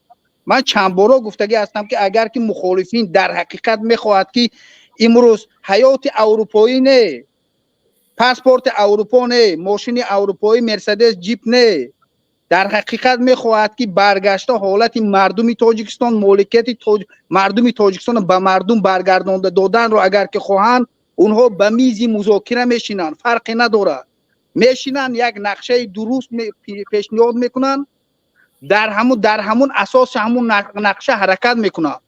حالی که بچه در سفر نامش مذاکره با کی؟ نه کلان که نگاه کنید که کلان رئیسای همین حرکت ها هست، چند حرکتی باشد. خب همین حرکت ها میشینن یک نقشه، همین کل میگویم که پیمانی گویم مخالفین تاجیکستان، یک یا که میز مذاکره کلی مخالفین تاجیکستان میشینن صحبت میکنن باید که چی خیل نقشه چیکار کنیم که ما به مقصد میرسیم، به همون مقصدی که شما نگاه کنید. حالا همین دوستان به من مثلا فورم مخالفان تاجیک مثلا فورم مخالفین تاجیک منم گپ زنم بیاید منم گپ زنم. خب گپ زنید. انا حالا اینجا یک برادر با نام عمر وارد شده هستن، ان شاء الله این قسم گپ میزنن. نگاه کنید همین به نزدیکی تقریبا یک 2 ماه پیش من خودم شاهد هستم، یک چند برادران آمدن تو اونجا استاد محیدین کبیری هم بودن، گفتن که ما یک همین چیز ساخته ایستادیم فقط شما زید نبرایین یعنی شما پیشپا ندونید ما یک همین ساخته شدیم همه قوه‌های مخالفین جمع میکنیم فقط خوفمون از همین پیمان ملی تاجیکستان است که همین رو زید میبراین و همین خیلی گپ ها به میان بود. بعد اونجا مثلا گیم روزگی ها داده شد حتی مثلا گیم در هر جایی که چی شد مثلا ما هستیم مثلا کمک کرده نتونیم هم خلال نمیرسونیم همین خیلی همین گپ مرد و رفت برادر. مثلا یک کودک مثلا گریم همین کودکی به نام متحد کردن از اوچش تولد نشده مرد در شکم اوچش مرد و همین چیز برادر عزیز برعکسش به میان اومد. فهمیدید برعکسش به میان اومده نشه الکی خودتون دریا بده گیرید. برای چی چونین است؟ برای اون که دوستم اراده مذاکره وجود ندارد. اراده مذاکره برای اون وجود ندارد که در ما فهم سیاسی نهایت سست است و کسانی که حوض در همین اروپا اومدگی هستند مثلا گریم اونها رو من بلند پروازی نمیکنم اما واقعیت حال همین است که اونها رو با پیمان ملی تاجیکستان برکشیدن خیلی خیلی ناانصافی است. برای اون که این چند نفرایی که مثلا گریم دعوت میکنن که با اونها رفته باید پیمان ملی تاجیکستان مذاکره کند و با اونها بشیند و مثلا گریم با اونها متحد شود همین خیلی مثلا گریم در حیات تاجیکستان یگان روز یا یگان ساعت حیات سیاسی رو ندیدن و امام علی رحمان یک بازی های امام علی رحمان رو نمیشناسن و در حیات اینجا هم در حیات مهاجرت هم هجرت هم یگان ساعت یا یک لحظه خودشان رو در رأس حکومت تصور کرده نتوانستند. وقتی که تو خودت رو در رأس حکومت تصور میکنی او فقط مثلا گریم مثل امام علی رحمان خوردن و آشامیدن اینها ندارد. او پرابلم های بین المللی دارد، مناسبات های دیپلماتی دارد، مشکلات های داخلی دارد، چند مشکلات های دارد که مثال گریم با فهمی تو حل می شود یا نمی شود. تو خودت رو باید در ترازی مونه که در کجای همین ترازی قرار داری، در کجای همین برکش تو قرار داری. حالا ما در همون جای برکش ما مخالفان همه گروه ها در همین برکش خودمون رو بر نکشیده ایم که در کجایش قرار داریم. یعنی واقع بینی وجود ندارد در ما چخیل مثلا گریم گام بزنیم یک نفر مثلا گریم میگورد میکنی من فردا پریزیدنت شدنی هستم. انا اگر همین امام علی رحمان نباشد من پریزیدنت نشم، من به تاجیکستان این خیل میکنم اون خیل میکنم. همین گپ مثلا گریم یکی ما رو یعنی در افسانه بافی مثلا گریم مشهور میکنه، دویم غیر واقع بینانه است، یعنی یک به تمسخر و یک مزاح روبرو میکند ما رو تمام. پس شما میخواید ما برویم با انمی خیل افسانه بافا به سر مذاکره بشینیم؟ نه یک چیز است البته مثلا شاید در همین پیمان ملی تاجیکستان شاید 80-90% مرا معلومات کند که این گپای تو خطا، این گپ رو نگو، ما با این گپ تو موافق نیستیم. لیکن اصلا حالا مثلا گریم امام علی رحمان فرض کردیم همین امام علی رحمانی که امروز داریم با کدام همین امام علی رحمان رو این پله ترازو در وای پله ترازوی امام علی رحمان کی رو میمونه شما؟ بعد گپ درباره مذاکره خیلی ارزون میشه. از برای همین من میگویم که مسئله این است که همه نفرهایی که امروز میگویند که من مخالفین هستم، میخواهم که در تاجیکستان یک تغییرات بیارم، همون ظلم هایی که بالای مردم تاجیک هست در روسیه است یا که در تاجیکستان است او را بردارم، مردم تاجیک آزاد باشد، هم در همه طرف، در سیاسی، در مسئله دین، اقتصاد، اجتماع، همه طرف. زندگی خوب داشته باشد همین سخن میگوید همین سخن میگوید کدام نفری نباشد خوب وقتی که تو در حقیقت تو صادق هستی در سخنی که میگویی بیا همون کورپایی که هست یک طرف نکشو بیا همه کسه شویم یک مقصد داریم دشمن معلوم است یک همون هدف داریم بیا جمع شویم بشینیم صحبت کنیم نقشه مونیم به همون نقشه حرکت کنیم همون نقشه وقتی که حرکت میکنید اون در حقیقت این حرکت سیاسی میشود امروز در مسئله شما گاز گپ میزنید پگه او میبراید با در مسئله مرز گپ میزند باید که برنامه مخالفین یک نقشه کش باشد نقشه باشد که مردم چیکار کند وقتی که برنامه ریزی شده است کارهای مخالفین مردم برنامه مخالفین نگاه میکنند و آهسته آهسته چی میشود مردم فکری مردم تغییر مییابد میفهمید برنامه های مخالفین 10 برنامه است کلا که آدمی سیاستمدار کمتر فهم دارد اون میبیند که این برنامه ها انسان بیدار یا که سیاستمدار تربیت نمیکند میفهمید امروز مردم ما همه بی عقل نیستند مکتب تا 10 و 11 را میخونند مکتب خوندگی هستند بسیارشان دانشگاه خوندگی هستند لیکن برنامه های مخالفین چی است گوییم که انسان اکو سیاستمدار تربیت نمیکند از حسابی که سیاستمدار نبودن فرزندان این ملت امروز مشکلاتی که بالای جامعه تاجیکستان آمده است مردم تاجیک این چیز درک نمیکند میفهمید حالی یک مطلبی که ما در همین ولایت سوق داریم بچه در سفر نامش مظفر میگوید حالی بالای حاکمیت نآمدن یک دیگریشون پرزیدنت میگویند یا که میگن فلان کی پرزیدنت میشد اول شما بیاین اول زنده همونجا رسین حالی شما بالای حاکمیت نآمدین اونجا نامزدتون معلوم است خوب بسیار حزبی میخواهید هر چیزی میخواهید اول بالای حاکمیت بیاین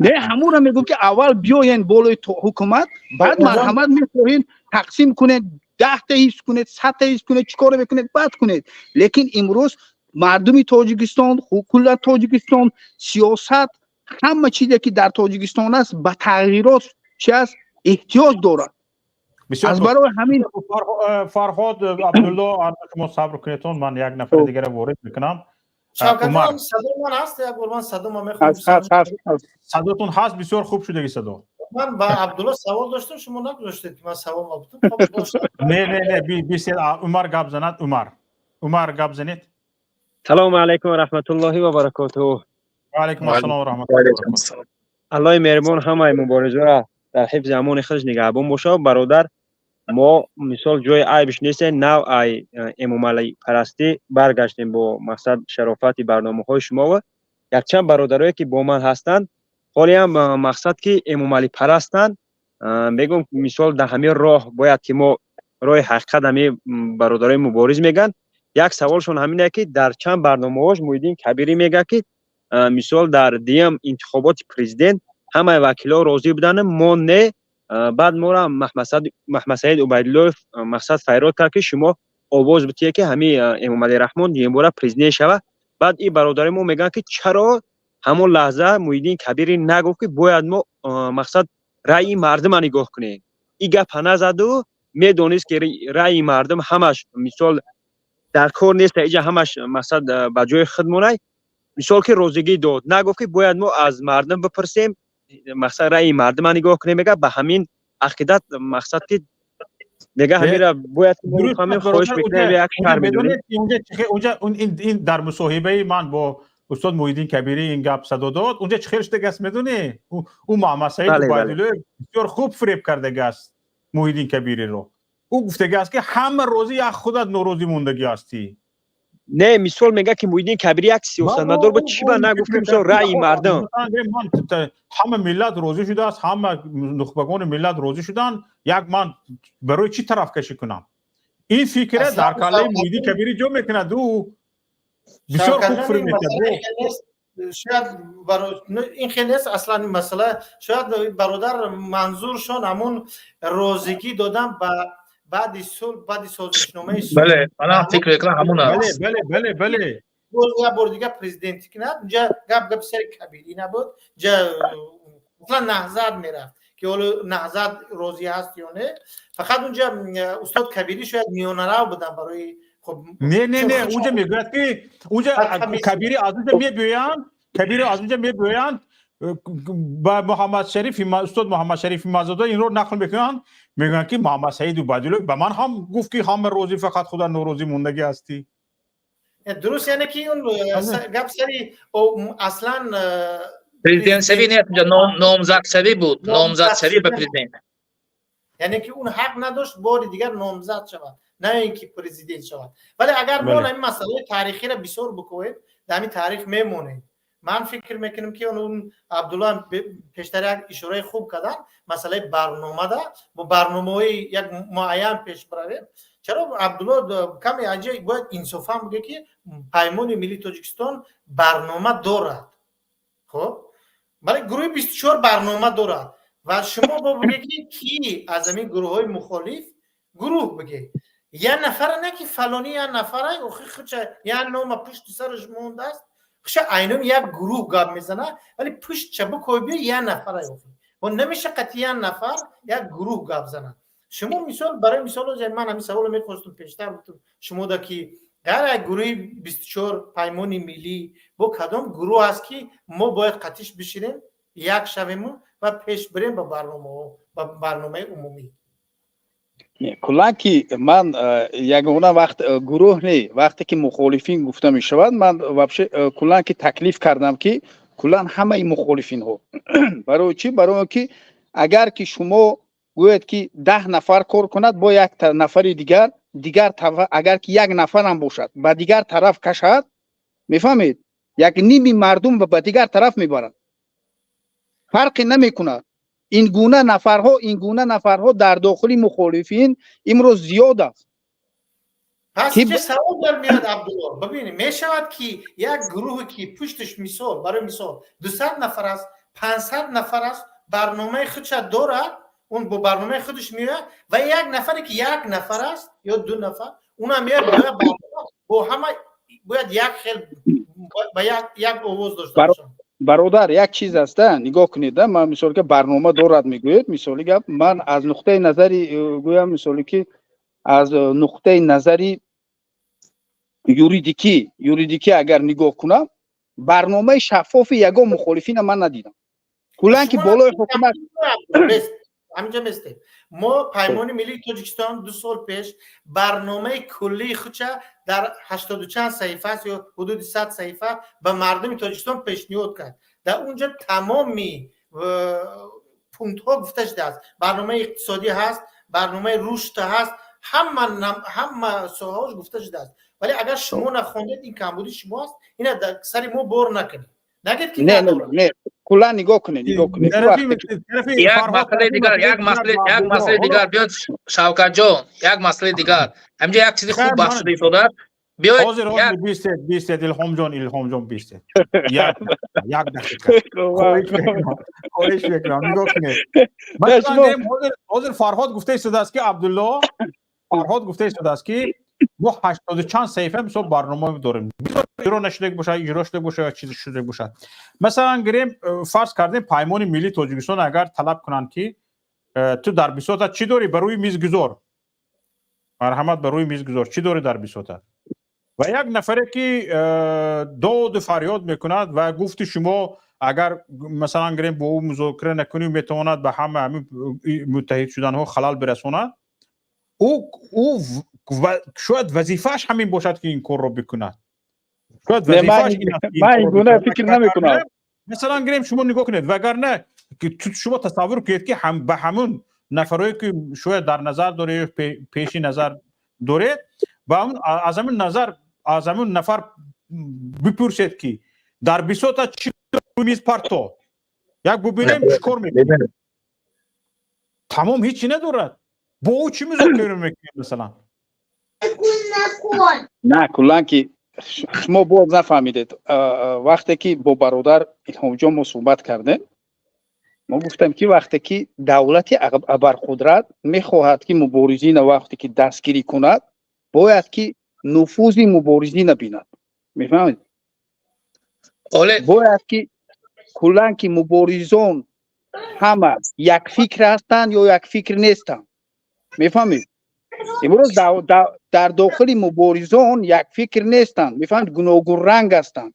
من همون چطوری که گفتم کورپر همه طرف خودش میکشد، پرزیدنت ها تیار هستند. من میگویم که نه، باید که چی شود از نقطه نظری استراتژی و یوریدیکی باید همه سرجم شود، نقشه کشیده شود، به همون سوی نقشه تا رفته همون به همون منزل رسیدن. بگذار یک نفر باشد، بگذار یک گروه باشد، بگذار 10 گروه باشد، می شود که در بالای مقصد سرجم شود. که مقصد چی است؟ همون به هدف رسیدن، مردم از غلامی برآوردن. الهام جان بفرمایید. بیاید من یک سگم در وقتی که همون ریولوسیون در فرانسه شده است، بسیار گروه ها بود، مثلا رئالیست ها بود، یاکوبیست ها بود، یا در ترکیه وقتی که این انقلاب بعد از تقسیم امپریا مثلا ملت ترک ها، مثلا جوانان ترک ها برآمد، کمالیست ها برآمد، یعنی اونها هم با هم نبودند ولی به یک سری مقصد رسیدند. این مقصد میدونید عبدالله جان، در یگان دنیا همه یک نشد از مخالفا، همیشه مثلا گوناگون رنگی بود و این گوناگون رنگی زیبا بود، فقط برای یکدیگر مثلا کینه ورزی و حسد ورزی و دشمن ورزی نبود. شما اگر بگویید که حداقل همین گروه ها حداقل خودش رو مثلا از یک نفر مثلا بالا نگذارد، یعنی که حسد کنی نکند، بدگمانی نکند، دروغ نگوید. من برای چند نفر اگر حوزه پیمان ملی تاجیکستان فورومی مخالفای تاجیک رو اگر تشکیل کند، شاید که چند نفر نبیاید، میگوید که این پیمان است و وقتی که پیمان تشکیل میکند با مثلا هدفهای خودش، سیاستهای خودش،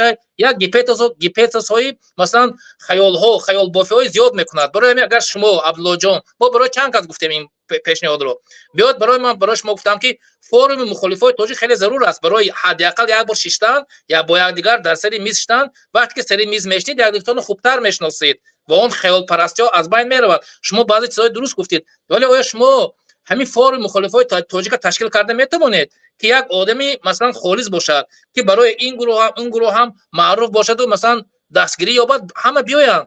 من مشتاق همین نفر هستم، من مدیون همین نفر هستم که بیاید مثلا هر کسی که گروه 24 است، پیمان است، وطندار است، یک شخصیت هست، ژورنالیست هست، بلاگر است، خودش مثلا مخالف میدوند، مثل شما گفتید که یک نفر است یا گروه هست، بیاید هم رو حداقل سرجم کند در همون جا. مثلا یگان برنامه لازم نیست است، بیاید سری همین موضوع ها صحبت کند. این فورم اولین مخالفای تاجیک شود، این خیلی خوب است. ما اینا الان چند سال هستین، من برای چند کس پیشنهاد کردم، حالا نه یاد آمد برای شما پیشنهاد میکنم که اگر واقعا شما همین در کدام کشور میتونید، ما با تمام مثلا حرکت ها، حزبا و مخالفا صحبت کرده میتونیم، سری میز میشنیم اونجا. یعنی که اونجا وقتی که شما تشکیل میکنید یک آدمی مثلا میان هستید، یک آدمی که مثلا وابسته به این و آن نیستید، ما برای همین خیلی نفر باید تشکیل کند، بیایم صحبت کنم، این چیز خوب است. ولی شما باید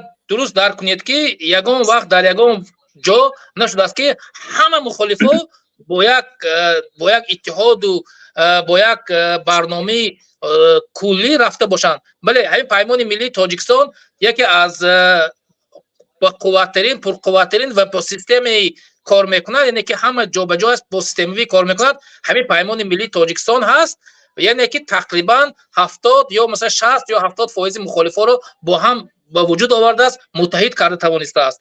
و اگر دیگر گروه هم میخواد با پیمان همکاری کند، یگان مانع نیست. ولی بار دیگر تکرار میکنم که اگر شما همین کار تشکیل کنید، همچی میانی جگر باشید و همچی خالص، ما قبول داریم. چرا نه؟ این درباره این است. برای همین شما وقتی که میگید همه با یک متحد شد و با یک برنامه رود، باور کنید این یک چیزی که در تاریخ نشده است تقریبا این کار. نه، خوب نگاه کنید که یکمش که در تاریخ شده است، اون چیزی که شما گفتید 1789 سال همون چی در فرانسه شورش همون در فرانسه، البته که این مردمی بود. یک دقیقه از یگان طرف یا یگان دولت این چیز گویم که فینانسیری نکرده بود یا چی نکرده بود، خودی مردم. لیکن در مسئله گویم که 1924 تا اومدن، اون هم همون جماعت هایی که بودن از طرف انگلیس و فرانسه این چیزها برنامه‌ریزی کرده شده بود. همون نفری که گویم که اینها را دستگیری میکرد انگلیس و فرانسه بود. گویم که یگان فرقی نمی کند. کدامش بالای حکومت بیاید برای اونها فرقی نبود، باید که یک تاش بالای حکومت بیاید. میفهمید؟ لیکن امروز کلا که مخالفین میگوید که ما نداریم، میفهمید؟ همون چیزی که ما نداریم که یک دولتی که ابرقدرت ما را دستگیری کند. امروز روسیه دستگیری نمی کند یا که فرقی ندارد، یا که اروپا دستگیری نمی کند. خوب دستگیری نمی کند. وقتی که در حقیقت هر یک سیاستمداری که هست، گویم که یا که اپوزیسیونری که هست یا که یک جماعت حرکتی که هست، این دولت های ابرقدرت نگاه میکند که همون بالای همین ها قوه رو صرف کردن شرط است یا که شرط نیست، به منفعت است یا به منفعت ما نیست. این چیز آموخته میبروید. از برای همین من فقط تکلیفی که کردم از برای چی تکلیف کردم؟ تکلیف از برای چی؟ برای که بسیار در فیسبوک سیاست تاجیکستان یک طرف مونده است، تنقید تحقیر یکدیگر. در کجا دیدن یک سیاستمدار که همین عمل کرده است، در تاریخ همین عمل کرده است؟ پرابلم موجین کبیری، پرابلم حسین اقبال، دادجان عطاالله با یک دنیا یکدیگر. تاجیکستان مونده است، رحمانوف مونده است، مظلوم مردم تاجیک مونده است. اینجا مشکلات همه این چیزها را البته که در همه شما خوب میدونید، الهام جان برای اکای شوکت هم میدوند، اکای فرهاد هم میدوند که در دولت های ابرقدرت اینستیتوت ها هست که نفرها همه این مخالفین می آموزند، تحقیقات میکنند و بهاگذاری میکنند. در کجا این خیلی مخالفین دیده شما؟ از برای همین من نخواستم یک دقیقه شوکت کو من نخواستم که گویم که ای بس کنید، بس است کن شما هم بردین. من حاضر گفتم که بیان همین شینه همین خوشرو اکو صحبت کنید، مرد باشین و همون مقصد همون طرف مقصد حرکت کنید. چی امروز یک دیگری را مثالی گپ کله شوکت کو کل بوده است، این شما محاکمه میکنین مخالفین رو. و هر روز سیگارت کشی دادجان عطاالله، یک روز اقبال، یک روز کبیری را با یک روز دیگه مرا شما مثالی گپ. چی پرابلم شما؟ یا بیاین بگذاریم همین کار اقفای همین کار شوید. برادران یک دقیقه اکا شوکت یک دقیقه کم ترک سراسمیم عذری زیاد. برادران گرامی، اکو پدرو، خب کمبودی ما در همین جا همینه که فکر شخصی منه، ما یک آدم وابسته به قدرتش بها داده نمیتونیم. ما همین جدا مقصد کمبودی ما در همینه که خب هر کس رنگ شما قید کرده برادر که طرف خودش میکشه، این خیلی مقصد ندارن که همین آدم این همین مقصد پیمان ملی با قوتر ای دیگه گروپ های بگذار همین ما کلانتر ما نمید دلش پیش رویم با مقصد ما برسیم. ما دنیم همین زیر توبه همین خب پیمان ملی و نه که در آینده وقتی که به حکومت میرسیم هر کس با خواستی خودش میخواد یک پارتی میکشه، میخواد یک مخالف میشه و چکل میخواد. ما همین را قبول نداریم. یک آدمی کلانه ما در اصل در تاجیکستان نشان میدادیم که ما آدمای کلانه حرمت میکردیم، نه که این همش کک فرشیفکا کک نگلاز ما پاکازات میکنیم. در ایستینه همین چیز نیست. در ایستینه همین چیز نیست. اگر در ایستینه میبود امروز این مخالفای تاجیک با امروز با این حال نمی اومدن، نمی رسیدن. بگذار که همین وقتی که برای برادرو من همه شما خوردم اکو من فکر شخصی خودم گفته استم، بگذار که هم یک سری مسئله بیاین. همین برادر خوب قید کرد که همین چیز اگر ایدت شما بیا ارگانیزوات کنین، شما رهبری میز شوین، همین مسئله را یک بررسی کرده بروین، اگر ان شاء الله که آیندهش خوب میشوه. خداوند نگهبان همه شما موفقیت. رحمتوف گفته که برادر نوبت پویده شدن. رحمتوف گپ زنید. رحمتوف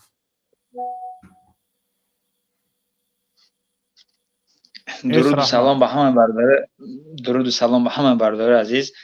امیدوارم خوب باشین ان شاء الله.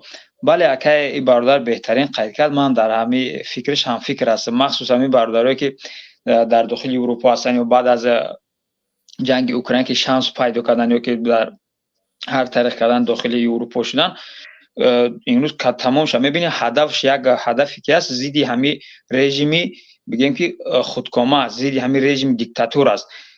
مثلا نه اکثریتش من نمیدونم چرا میترسند تمامش حتی در کیسش در پروندهش در بیا سیاست صحبت میکنن اما از طریق یک چیز پیشنهاد میکنی یا که میگوی خیلی چرا برده امروز تنها اتق الله تنها ترس الله باید در ما باشه ما الحمدلله ترس الله در قلب ما نمیشه در راه هیچ زمان نمیبرامدیم ترس خداوند بود که ما در همین راه با چهره با مال و جانمون با تمام فداکاریمون برآمدیم یگان چی میگوی تو تقلا خیلی خلاصه گپا زیاد هستن همین برادرام من خواهش میکنم که مثل گردنا و ماشاءالله تنتون یک تا بزنین دیوال 10 تا شفا میشه ببرین صحبت بکنین آزاد فکراتون رو بیان بکنین یا که هر طریقی که باشه با برادرو بپیوندن از طریق چی یگان گروه تلگرام باشه یا که با برادرو هم سنگر بشون نه باید مثل دیگه ما فکر میکنیم دیگه جای ترس هراس نمونده مخصوص ان شاء الله دروشکا شوا خدمت بنده که هر طریقی که باشه ما از طریق هر جایی که باشه اولین صف خودم باشم تو هر آزادی که ما میخوایم با مردم مظلوم با مردم کشور عزیز اولین همسنگرای ما باید در صف ما باشن نه اینکه واقعا امروز مسئله اجتماعی سیاسی دیگه کارماندگی واقعا بعضی مسائل را دست میزنن قابل قبول نیست واقعا بعضی اختلافایی که میپرتوین اکای فرادم خوب خرید کرد صدای محسه برداره خوب خرید کرد که یک نوکس فرضی مثال از یک گروه هم صحبت میشه از یک گروه پیشنهاد میکنه واقعا این چیز هم اشتباه خیلی بزرگ است یک کس یکی ارکس ما او را حتی رسما اعلان کردن نمیتونه که او فلان اعضای گروه است یا چیزی است بگذار هر کسی که در فیسبوک زیدی ما هر گپ میگه یا زیدی برادر هر صحبت میکنه با خدا هم بسپارینش بهتر است چه ما دیگه مسائلی که داریم مسائل مهم ماندگی است واقعا بعضی افرادی ما هم هستن ما هم اثر ما هم خطای میشوه که دیگه مسائل را یگان بر چنگ میزنیم نه و همینجا یک چیزگر می پیشنهادی خوب کنم که هم برداری که اومده ماشاءالله ریشتون در میانتون تمام یگان معرکه یگان جو میشنیم در یکی در همون مسابقه میین فقط همین یگان نصیحت واسه که ماشاءالله ما الحمدلله قبول داریم مویتاتون و حدیثاتون امروز باید شما در صف ما باشید امروز شما شیر پروری را ما از شما مختیم شما باید در بری ما باشین امروز همون چیزایی که گفتین ما هستیم اما ما شما را نمیبینیم خطاب من به همون انسانایی که مخصوص هر زمان میشم تو برادر دموکرات میخوای تو برادر مثلا با دیگه گپای اضافه میگم با طاغوت و با فلان و فلان امروز الحمدلله ما اگر باز هم میگم برادر تکرار هم شوه ترس خداوند نمیبود ما در همین رو با مال و جان و با فدای کاری ما نمیبرامدیم بله الحمدلله ما هم زندانی ما هم از مثال ظلم ستنده هستن تمامی خانه اول باید ما تمامی هفت پشت ما در تحت فشار هستن اما شکر خداوند که هم یک حکمت باشه جانب خداوند دیگه سخن از زیاد نمیکنیم ان شاء الله دیگه این هم خیلی برادر باقی در قنای الله باشین ان شاء الله گوش میکنیم برادر تشکر برادر عزیز رحمت الله بفرمایید رحمت الله السلام علیکم با هم شما که و علیکم السلام و رحمت الله اگر با وقت اومده بودم یک مسئله مسئله که موضوع صحبت کردیم که در فرق دیگر بود از این پیش درباره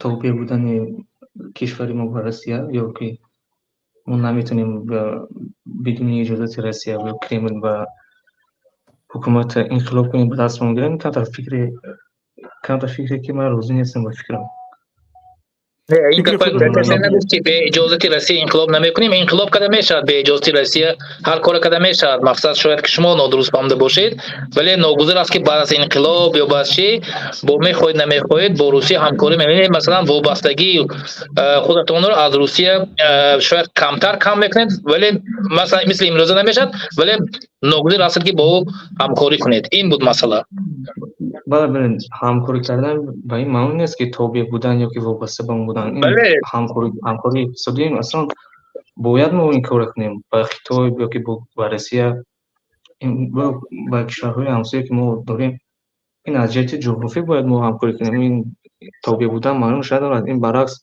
سیمبیوز است باید همکاری باشد میتخ از جهت جغرافی ما نسبت به اروپا و امریکا با روسیه نزدیکتر هستیم و این به این معنی نیست که ما توبه اونها میشه همکاری کردن یا با اقتصاد سیاسی کم در فرق میکنه از اون مسئله توبه سیاسی بودن همین برادر شوکتکو هم برادر جواب میتم عذر بسیار طولانی صحبت کردنی بودم لیکن ضرر تلفنی من 13% مونده است همین برادر جواب میتم از این پیش برادر الهام جان گفتن که کدام انقلابی نباشد باید ما با روسیه به میز مذاکره شینیم.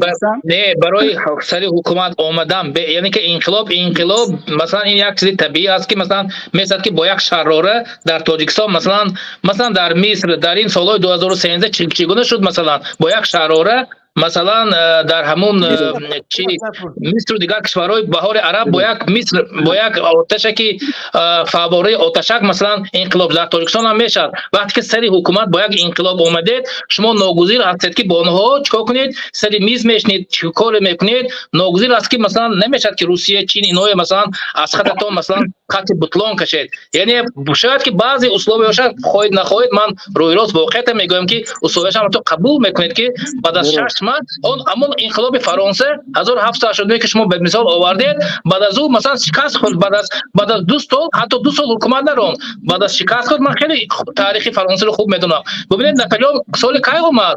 ناپلئون سال 1799 اومد بعد از همون انقلاب، بعد از 10 سال انقلاب فرانسه.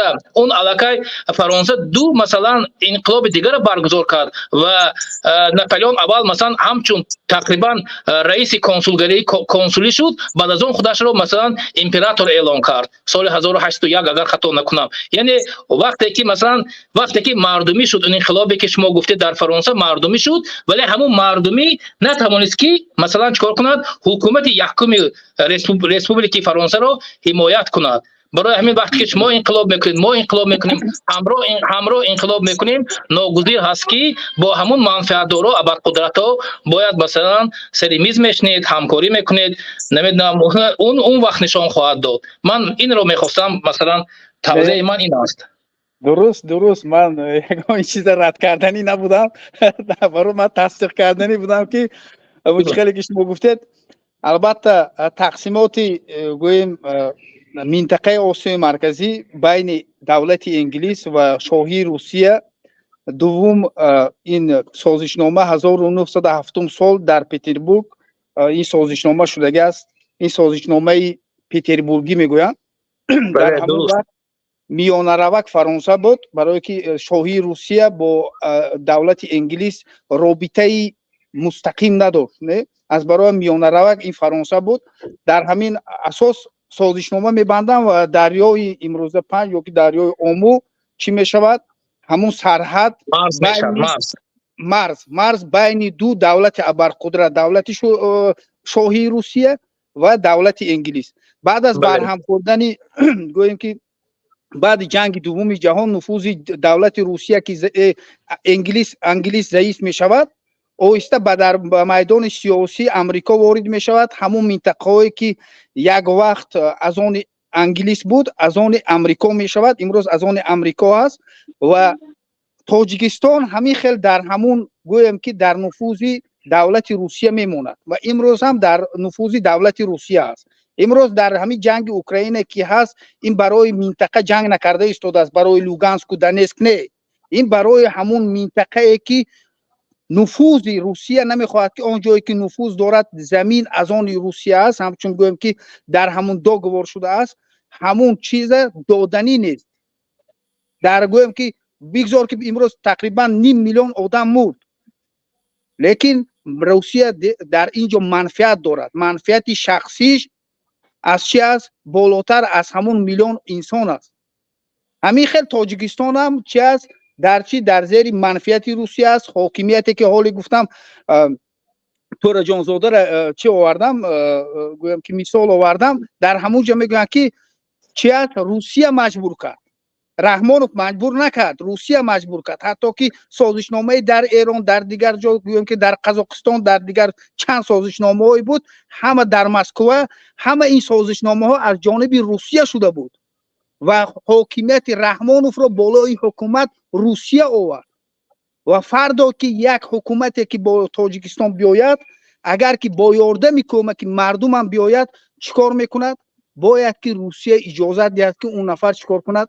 در تاجیکستان حکومت کند. مانند که بعد از گویم که جیمبکوف چی شد، در همونجا شوری شد و بعد همین حاضر پرزیدنت از زندان برآوردند، جیمبکوف به روسیه رفت، بعد از این جاپاروف پرید روسیه رفت. اجازت گرفت آمد بعد چیکار کرد جیمبکوف صلاحیت پرزیدنتی به جعفرов داد و جعفرov امروز پرزیدنت است.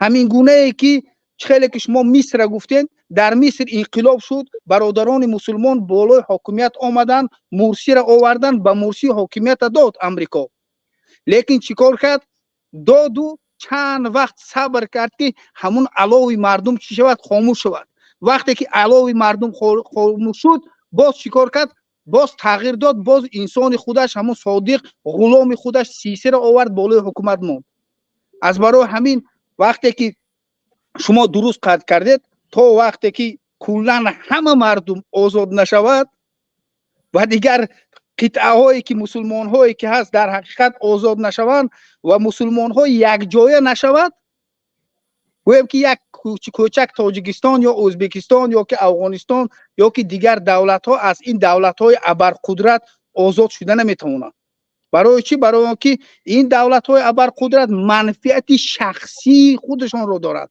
منفعت نفرهای تاجیک یا که ازبک یا افغان ندارند یا که گلگل شکوفانی افغانستان و تاجیکستان و ازبکستان یا دیگر منطقه را ندارند اونها گلگل شکوفانی دولت خودشان رو دارند اهالی مردم خودشان رو دارند زندگی خوب برای مردم خودشان میخواهند نه اینکه وقتی که یک دولت ابرقدرت یک منطقه بیاید و به منفعت اون مردم نمی بیاید و با منفعت خودش می بیاید از برای همین سلامت باشید زنده باشید فکر فرهادک ها انشاءالله بار دیگر اگر داخل شده من سوالا را میتونیم صحبت میکنیم صحبت خوب شد فقط که 7% ضریعت هم هست بخشیش اگر که یکم سخنهای من یکم کسی ناراحت کرده باشدم بهترین بود میپرسم از همه سلامت باشید چالو یک مقصد داریم مقصدم همین است دیدار در نشانده همین مقصد داریم سلامت باشید انشالله همون فورمی که برای شما اعلان کردم اگر توانید مثلا بکنید همون رو اشتراک کنیم و این یک طبیعی هم بعض مخالفات در همون شهر وارشاوا هر سال جمع میشوند در کنفرانس سازمان امنیت و همکاری اروپا افسوس که در همون جا هم مثلا بسیاری ها مثلا خودش طرفگیری میکنند انشالله در ماه سپتامبر یا در ماه اکتبر که برگزار میشد بیایید حتی میتونید در همون جا تشکیل کنید و اون چند نفری که اومده است سری میز میشنیم انشالله تشکر عبدالله جان شوکت جان فرهاد جان منم چیز زردم کم موند منم دیگه به فکرم چی میشم مرخص میشم خوب انشالله سلامت باشید تشکر زیاد الهام جان سلامت باشید در پناه خدا باشید محمد تقایف بفرمایید 3 ساعت شد گپ زده برآمدنی هستید السلام علیکم و رحمت الله و برکاته من منظور مردم خسته نشود با از ما تمام کسی ناظر میبینید که او بینیم محمد چی میگن محمد گوش کنیم سلام علیکم شرایطی باسیمو برآمد کردن نداره نه من جام بیزه بکنم نه به چهره برآمد نکنیم به شما راه نمیتیم با چهره باید برآمد کنیم اگر این وایتون دوام کند خب بدتر میدرویم اگر دوام نکند گپ زنید شوخی دارم محمد شما باشین چهرهش به یه روز میبینن دیگه من گوش کردم 2 ساعت با فکرم زیادتر شد هم با شما گوش کردم اکا این برادر الهام جان یعقوب گفتن که به روسیه یعنی طریق قدرت آمدن نمی شود من همین در گرجستان حضور دارم اکا 3.5 میلیون اهالی دارن یا 3,700,000 بفکرم اینا نه روسیه تولد کردن گفتن دستی موگیر نه اروپا یگان جو اینا عملیات نکردن همه کسا خستن گفتن که گرجستان آزاد است ما باید آزاد بودیم آزاد میمانیم این خیلی قانونا ما بیزاریم ولی ماه اکتبر پیش همین ماه اکتبر که آمد اینا ویبور دارن همین ویبورا من شما با 99% میگم که حکومت عوض میشه دیگر آدم میبید برای اینکه من اینجا بسیار شناس دارم 85% مردم 85% خلق ناراضی هم برای همون دستگیری محمد به شما ما یک سوال دارم. همون مثلا شما از همونجا گزارش کردید 1 میلیون می 1.5 میلیون می همین خیلی آدم به چی ها ریختن، صدها هزار آدم ها به میدان ریختن، اما همین قانون قبول شد یا قبول نشد؟ قانون قبول شد اکویو گشته ولی کنکریت چی نکردن. یک چیز دیگر، یک مثال دیگر، در بلاروسیه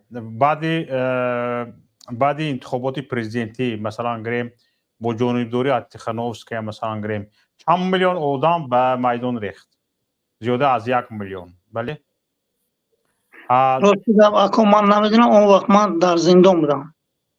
زیاده از 1 میلیون آدم به میدان ریخت، اما خود تیخانوفسکی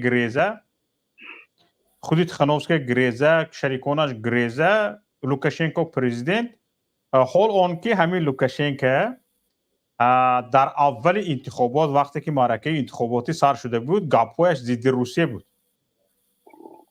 همین لوکاشنکو وقتی که انتخابات پرزیدنتی سر شد همین کیهای نامش چی بود و مرد که از ورتالیات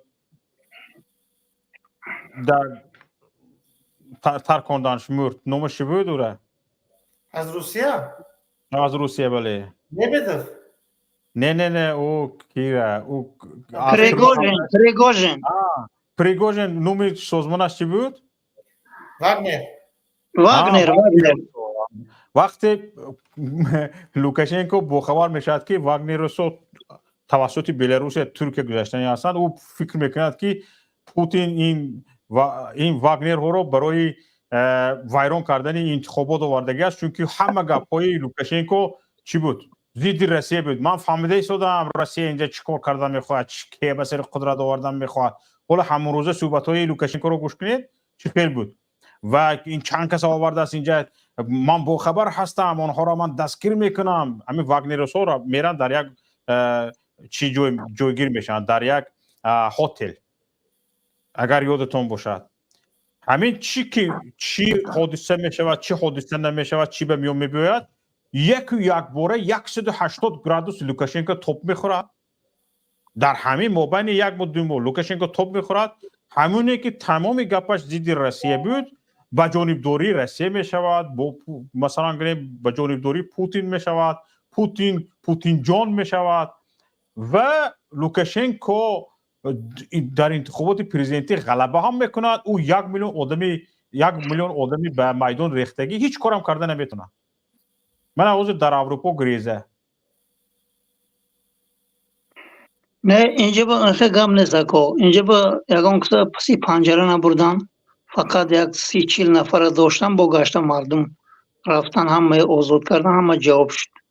بعد لوکاشنکو باز من همین دین روسیه یا چی کرد در روی پوتین توف کرد، گفت که ما هیچ کس به کمک نمیکنیم، ما اون کس دستگیر نمیکنیم. گفت برای اینکه لوکاشنکو فهمید که روسیه شکست میخورد روزای نزدیک. دینا برآمد همین لوکاشنکو بود، دینا یا پریر بود خطا نکنم. بعد اینجا درباره عبیدالله گپ رفت که خیانتی که عبیدالله کرد مردم تاجیک بر رحمانو نکرده. فهمیدید؟ روسیه رفت مردم بیچاره شکرانه جناب عالی کنتون، حوض همین گروه بایم شود، جناب عالی گرفت یک طرف پرت افت شرنگ لیفافه و رنگ اسپکی هم زنکا شده گره. به همین خاطر ما اینجا گفتیم که اگر عبیدالله اون وقتا قدرت داشت و آبرو داشت میتوانست که این ظالم یک بره کند، حال کم آزی میتواند بروید برزید این گپ زند، پاش بلب گور رسیدگی فردا تمام همین مردم مظلومه که آزی عذاب سگ کشیده هستند در زمین ها خوابن و نگنگ پای افسران روس شدگی هستند. عبیدالله جوابگر است که برای همین من اینجا 4 مصرع نوشتم که درباره عبیدالله کارگست خار گردی و خاک پای تاجیک زار گردی. تو کارگست ملت خود را فروخته در آخر سرخم و شرمسار گردی. عبیدالله تو گنگو کار بودی، از اول دونگو کوزو تر بودی دیسویتیل خیلی بود تو آن دم داشتی 100 فرصت خوب کنون در نزد شیطان خر شدی عبیدالله ملت تاجیک به خیانت کردگی انا همین ظلم انا همین غلامی انا همین در بدری و خاکبستری دستگیری کرد عبیدالله مردم تاجیک آمدن به همین روزای بدبختی زدن حاضر حال تاجیک سگ ندارد سگ اروپایی ندارد سگ اروپایی قدر دارد و ملت تاجیک ندارد اینجا من گناهکار همین عبیدالله میشمارم برای اینکه خیلی خیانتی بزرگ برای ملت تاجیک بعد یک راه دیگر هست اکا یک راه دیگر هست که حاضر مردم نمیخواهند دیگر دولت ها که سرزمیناشون دیگر آدم ها غصب کنن و گیرن و رنگ روسیه یک راه دیگر از مردم تاجیک باید سرجم شوند 200 مرد جنگی به از 100,000 این آشکار این روز کردن در کار نیست فردا ما گناهکار نکنن که تروریست اکستریمیست گفته سرزمین ما زخوت کرده این ظالما فروختاسن من با شوهر اساسش پگایا فردا تاجیکستان بیاد حاضر قزاقستان با این تمام سرزمین کوچیک ما رو فروختاست باید همه در جهان ما معرفی کنیم که رحمانوف خیانت دارد باید 300 400 هم 500 نفر جوان تاجیک سرجم شوند که انشالله اینا فرار میکنن نه روسیه کمکش ما لازم میشد نه خیتای لازم میشود اینها همه گرفتن وزمین هم شود اکار ریدن میخواهند که از یک پروکاتسه شود و گریزن بروان فهمیدید ما سرجم میشیم انشالله اینها خودشون فرار میکنن به خونریزی به هیچی دیگر راه نیست اکا این خیلی گپ زدن گری خیلی که برادر عبدالله قید کرده این مخالفه حال سری وظیفه آمده همش پرزیدنت شو ما سرزمین ما از دست میدهیم اکا بعد رنگ اویگورها رنگ کردها در بدر و خاک بسر میشیم عذاب همینای حاضی سگ ندارد حالا که ما فرصت داریم که رحمانوف جنایت های کلان کرد با بدترینش نکند ما باید سرجم شویم رنگ مردم گرجستان اگر همین 10 میلیون تاجیک 2 میلیونش خیزد نه یتیم میوی نه رحمانوف میوی نه اولادش میوی همه فرار میکنن اکا باید ما متحد شویم دیگر هیچی ما با لازم نیست یکم کشور کمکش ما با لازم نیست السلام علیکم رحمت تشکر زیاد سلامت باشید برادر عزیز محمد تشکر زیاد به شما شوکت جان بخشش باشد شوکت جان یک بار یک فراجان میبخشید که من یک پرگپی میکنم بسیار برای محمد تقایف خیلی برآمد خیلی دیگه نبرد بهتر بود من یکی از نفرای هستم که ضد سیاست‌های روسیه هستم این خیلی نیست است ولی واقعیت‌های باید گپ زدن در کار است اون کس شاید که تاریخ گرجستان رو نخونده است مثلا گرجستان حال هم زیر تابعیت روسیه هست وقتی که میخواست که کمتر مثلا راهش دیگر کنه سال 2008 چند قسمتی مثلا سرزمینش گرجستان از دست داده است روسیه کشیده گرفت سال 2008 یک جنگ خانمانساز روسیه اعلان کرده است و به فکرم مثلا تقایف اون تاریخ گرجستان را بخواند خوب میشد و خیلی گفتم من خودم یک نفری هستم که ضد سیاست‌های روسیه هستم ولی ناگزیر هست که وقتی که شما سر قدرت می بیایید اگر شما خواهید که روسیه مثلا زیر مثلا اون خواسته های شما اجرا کند پس همون سال 1992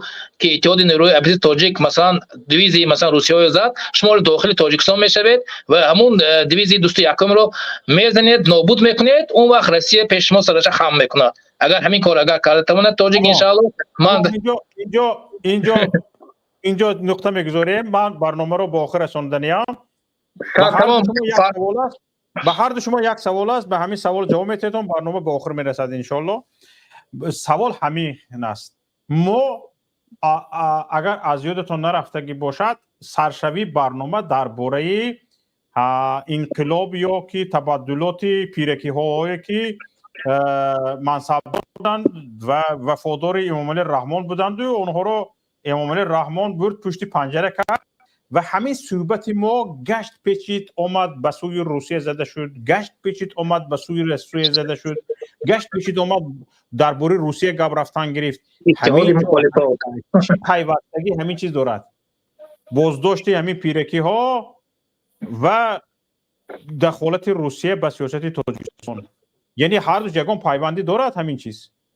ولی من همجا اول من جوابت میدم جان، جا عیب شرافیدین است. همین شرافیدین اگر در همون صحبتش نمیگفت که با یک افسر روس گپ زدن این مسئله از بین میره، این از شرافیدین میپرسید. بسیار خوب. الهام جان شما چی میگید؟ بله نه اینجا هست جو نیست. من چه فکر من در آغاز گفتم، واقعا مثلا من در همین حال شک ندارم که همین نفرها میخواست که تاجیکستان رو از فرو رفتن به سوی خیتای نجات دهد. واقعا این یک رحمانов امروز میخواهد که واقعا چند قسمت های دیگر تاجیکستان رو چند نفر هم البته گفته است و این در رسانه های خیتایی هست، میخواهد که چند قطعه های زمین تاجیکستان رو قسم به قسم به خیتای دهد و خودش رو یک وصل مثلا خیتای بکند و شاید همین وابستگی به همین است که این بازداشت هم از روی نقشه های خود خیتای و شاید اون شرافی نام شاید گپی درست هم گفته باشد که روسیه آمده صحبت کرد، ولی به هر حال این قسمتش من راضی میشم که واقعا اینها میخواستند غصب حاکمیت رو انجام دهند. من در همین فکر هستم. اگر کسی مخالف است خیلی دیگر مخالف است، ولی به هر حال خدا کند که انشالله ما پیروز شویم تا تاجیکستان رو از دست این غاصبای تاجیک غاصبی رحمانov آزاد کنیم. تشکر زیاد. فرهاد یگان لو ندارید؟ من راستی چی ایلوه ندارم. یک برادر بر من سوال روان کرده است که شاید در برنامه‌های آینده جواب بدیم، چون سوال به همون قانونی نوی که قانونی درباره منع حجاب که لباس ملی است در این باره است. به خاطر همین دیگر اگر که شما هم بید در برنامه‌های آینده این سوال جواب بدیم. تشکر سوکا جان. و هر دوتون تشکر. حالا پیش از آن که برنامه رو به اتمام رسانم یک اعلان دارم. روز پنجشنبه نصیب باشد برنامه روزنه فکر برگزار می شود و در برنامه روزنه فکر من نصیب باشد با رهبر پیمان ملی تاجیکستان استاد محیدین کبیری صحبت خواهم کرد و ایشان به برآمدی گفته های یکی از شخصان ورزیده، یک از سیاستمداران، یک از نفرانی که یعنی در تاریخ معاصر تاجیکستان خیلی سهم دارد، ابراهیم عثمانوف و محیدین کبیری به بعضی از برآمدهایشان یعنی مصاحبهشان با من که در همین برنامه روزنه فکر شده بود، ابراهیم عثمانوف جواب گفتگی است و ما با رهبر پیمان ملی تاجیکستان گفتیم که باید به سوالهایی که ابراهیم عثمانوف به میان گذاشتگی است شما جواب گویید. ایشان اظهار آمادگی کردن روز پنجشنبه ساعت 18 انشاءالله سوالهایی که استاد ابراهیم عثمانوف به میان آوردند، پروفسور ابراهیم عثمانوف، ما آنها را از رهبر پیمان ملی تاجیکستان محیدین کبیری انشاءالله میپرسیم، لیکن پیش از آن تا روز پنجشنبه کوشش میکنیم که خود پروفسور ابراهیم عثمانوف را بیابیم و مستقیما سوالهای خودشان را بگویند. اگر به ما میسر شد این خیلی خوش میشدیم و سوال و جواب ها مستقیما صورت میگرفت، وگرنه سوال های داده و ملاحظه های ابراهیم عثمانوف علیه در گروه های فیسبوکی نشر شدند. میتوانید آن را ببینید و جواب های آنها انشاءالله روز پنجشنبه ساعت 18 در برنامه روزنه فکر داده خواهد شد از جانب رهبر پیمان ملی تاجیکستان محیدین کبیری. حالا یکایک شما را به الله پاک میسپارم. تماشابینان عزیز، از یکایک شما خواهش میکنم تگمه لایک را پخش نکرده خواهش میکنم بیرون نشوید از برنامه. لطفاً در برنامه امروزه یگان نظرتان باشد لطفاً در کامنت در نظرگاه بنویسید و دوستانتان این برنامه رو لایک یعنی سیلکه این برنامه رو بفرستید و خواهش میکنم دوستان عزیز اکثریت تماشابینان ما بدون آبونه شوی هستن. این یوتیوب است، این برای شما فیسبوک یا آدنا کلاسنیکی یا کانتکت یا اینستاگرام نیست که شما وقتی که آبونه شده شما رو نشان دهد که شما آبونه شدگی هستید. این یوتیوب نفران آبونه شده رو نشان نمیدهد در هیچ وقت. اگر در خارج هستید بیامال آبونه شوید و وقتی تاجیکستان رفتید بتونید که ادپیسات سکرت تا اینکه به خارج برگردید. برای همین خواهش میکنم با علا قدر حال با آبونه شدن به شبکه یوتیوبی ما رو تماشا کنید تا اینکه این کمک شما به ما این است که نوارهای ما به تاپ میبرایند و تماشابینانش زیاد میشوند و فکر ملاحظه و اندیشه ها هم بهر پیشرفت تاجیکستان زیاد به میان میآید. سلامت و سربلند و پیروز باشید. با شما بودم شوکت محمد در برنامه گفتگوی ما یعنی با شما. این بود منبر شما تماشابینان عزیز. شما میتوانید هر هفته روز سه شنبه آمادگی خود را ببینید و همین طور در برنامه شرکت نموده نظر خود را بگویید. یکایک شما را به الله میسپارم. بار دیگر تا دیدار.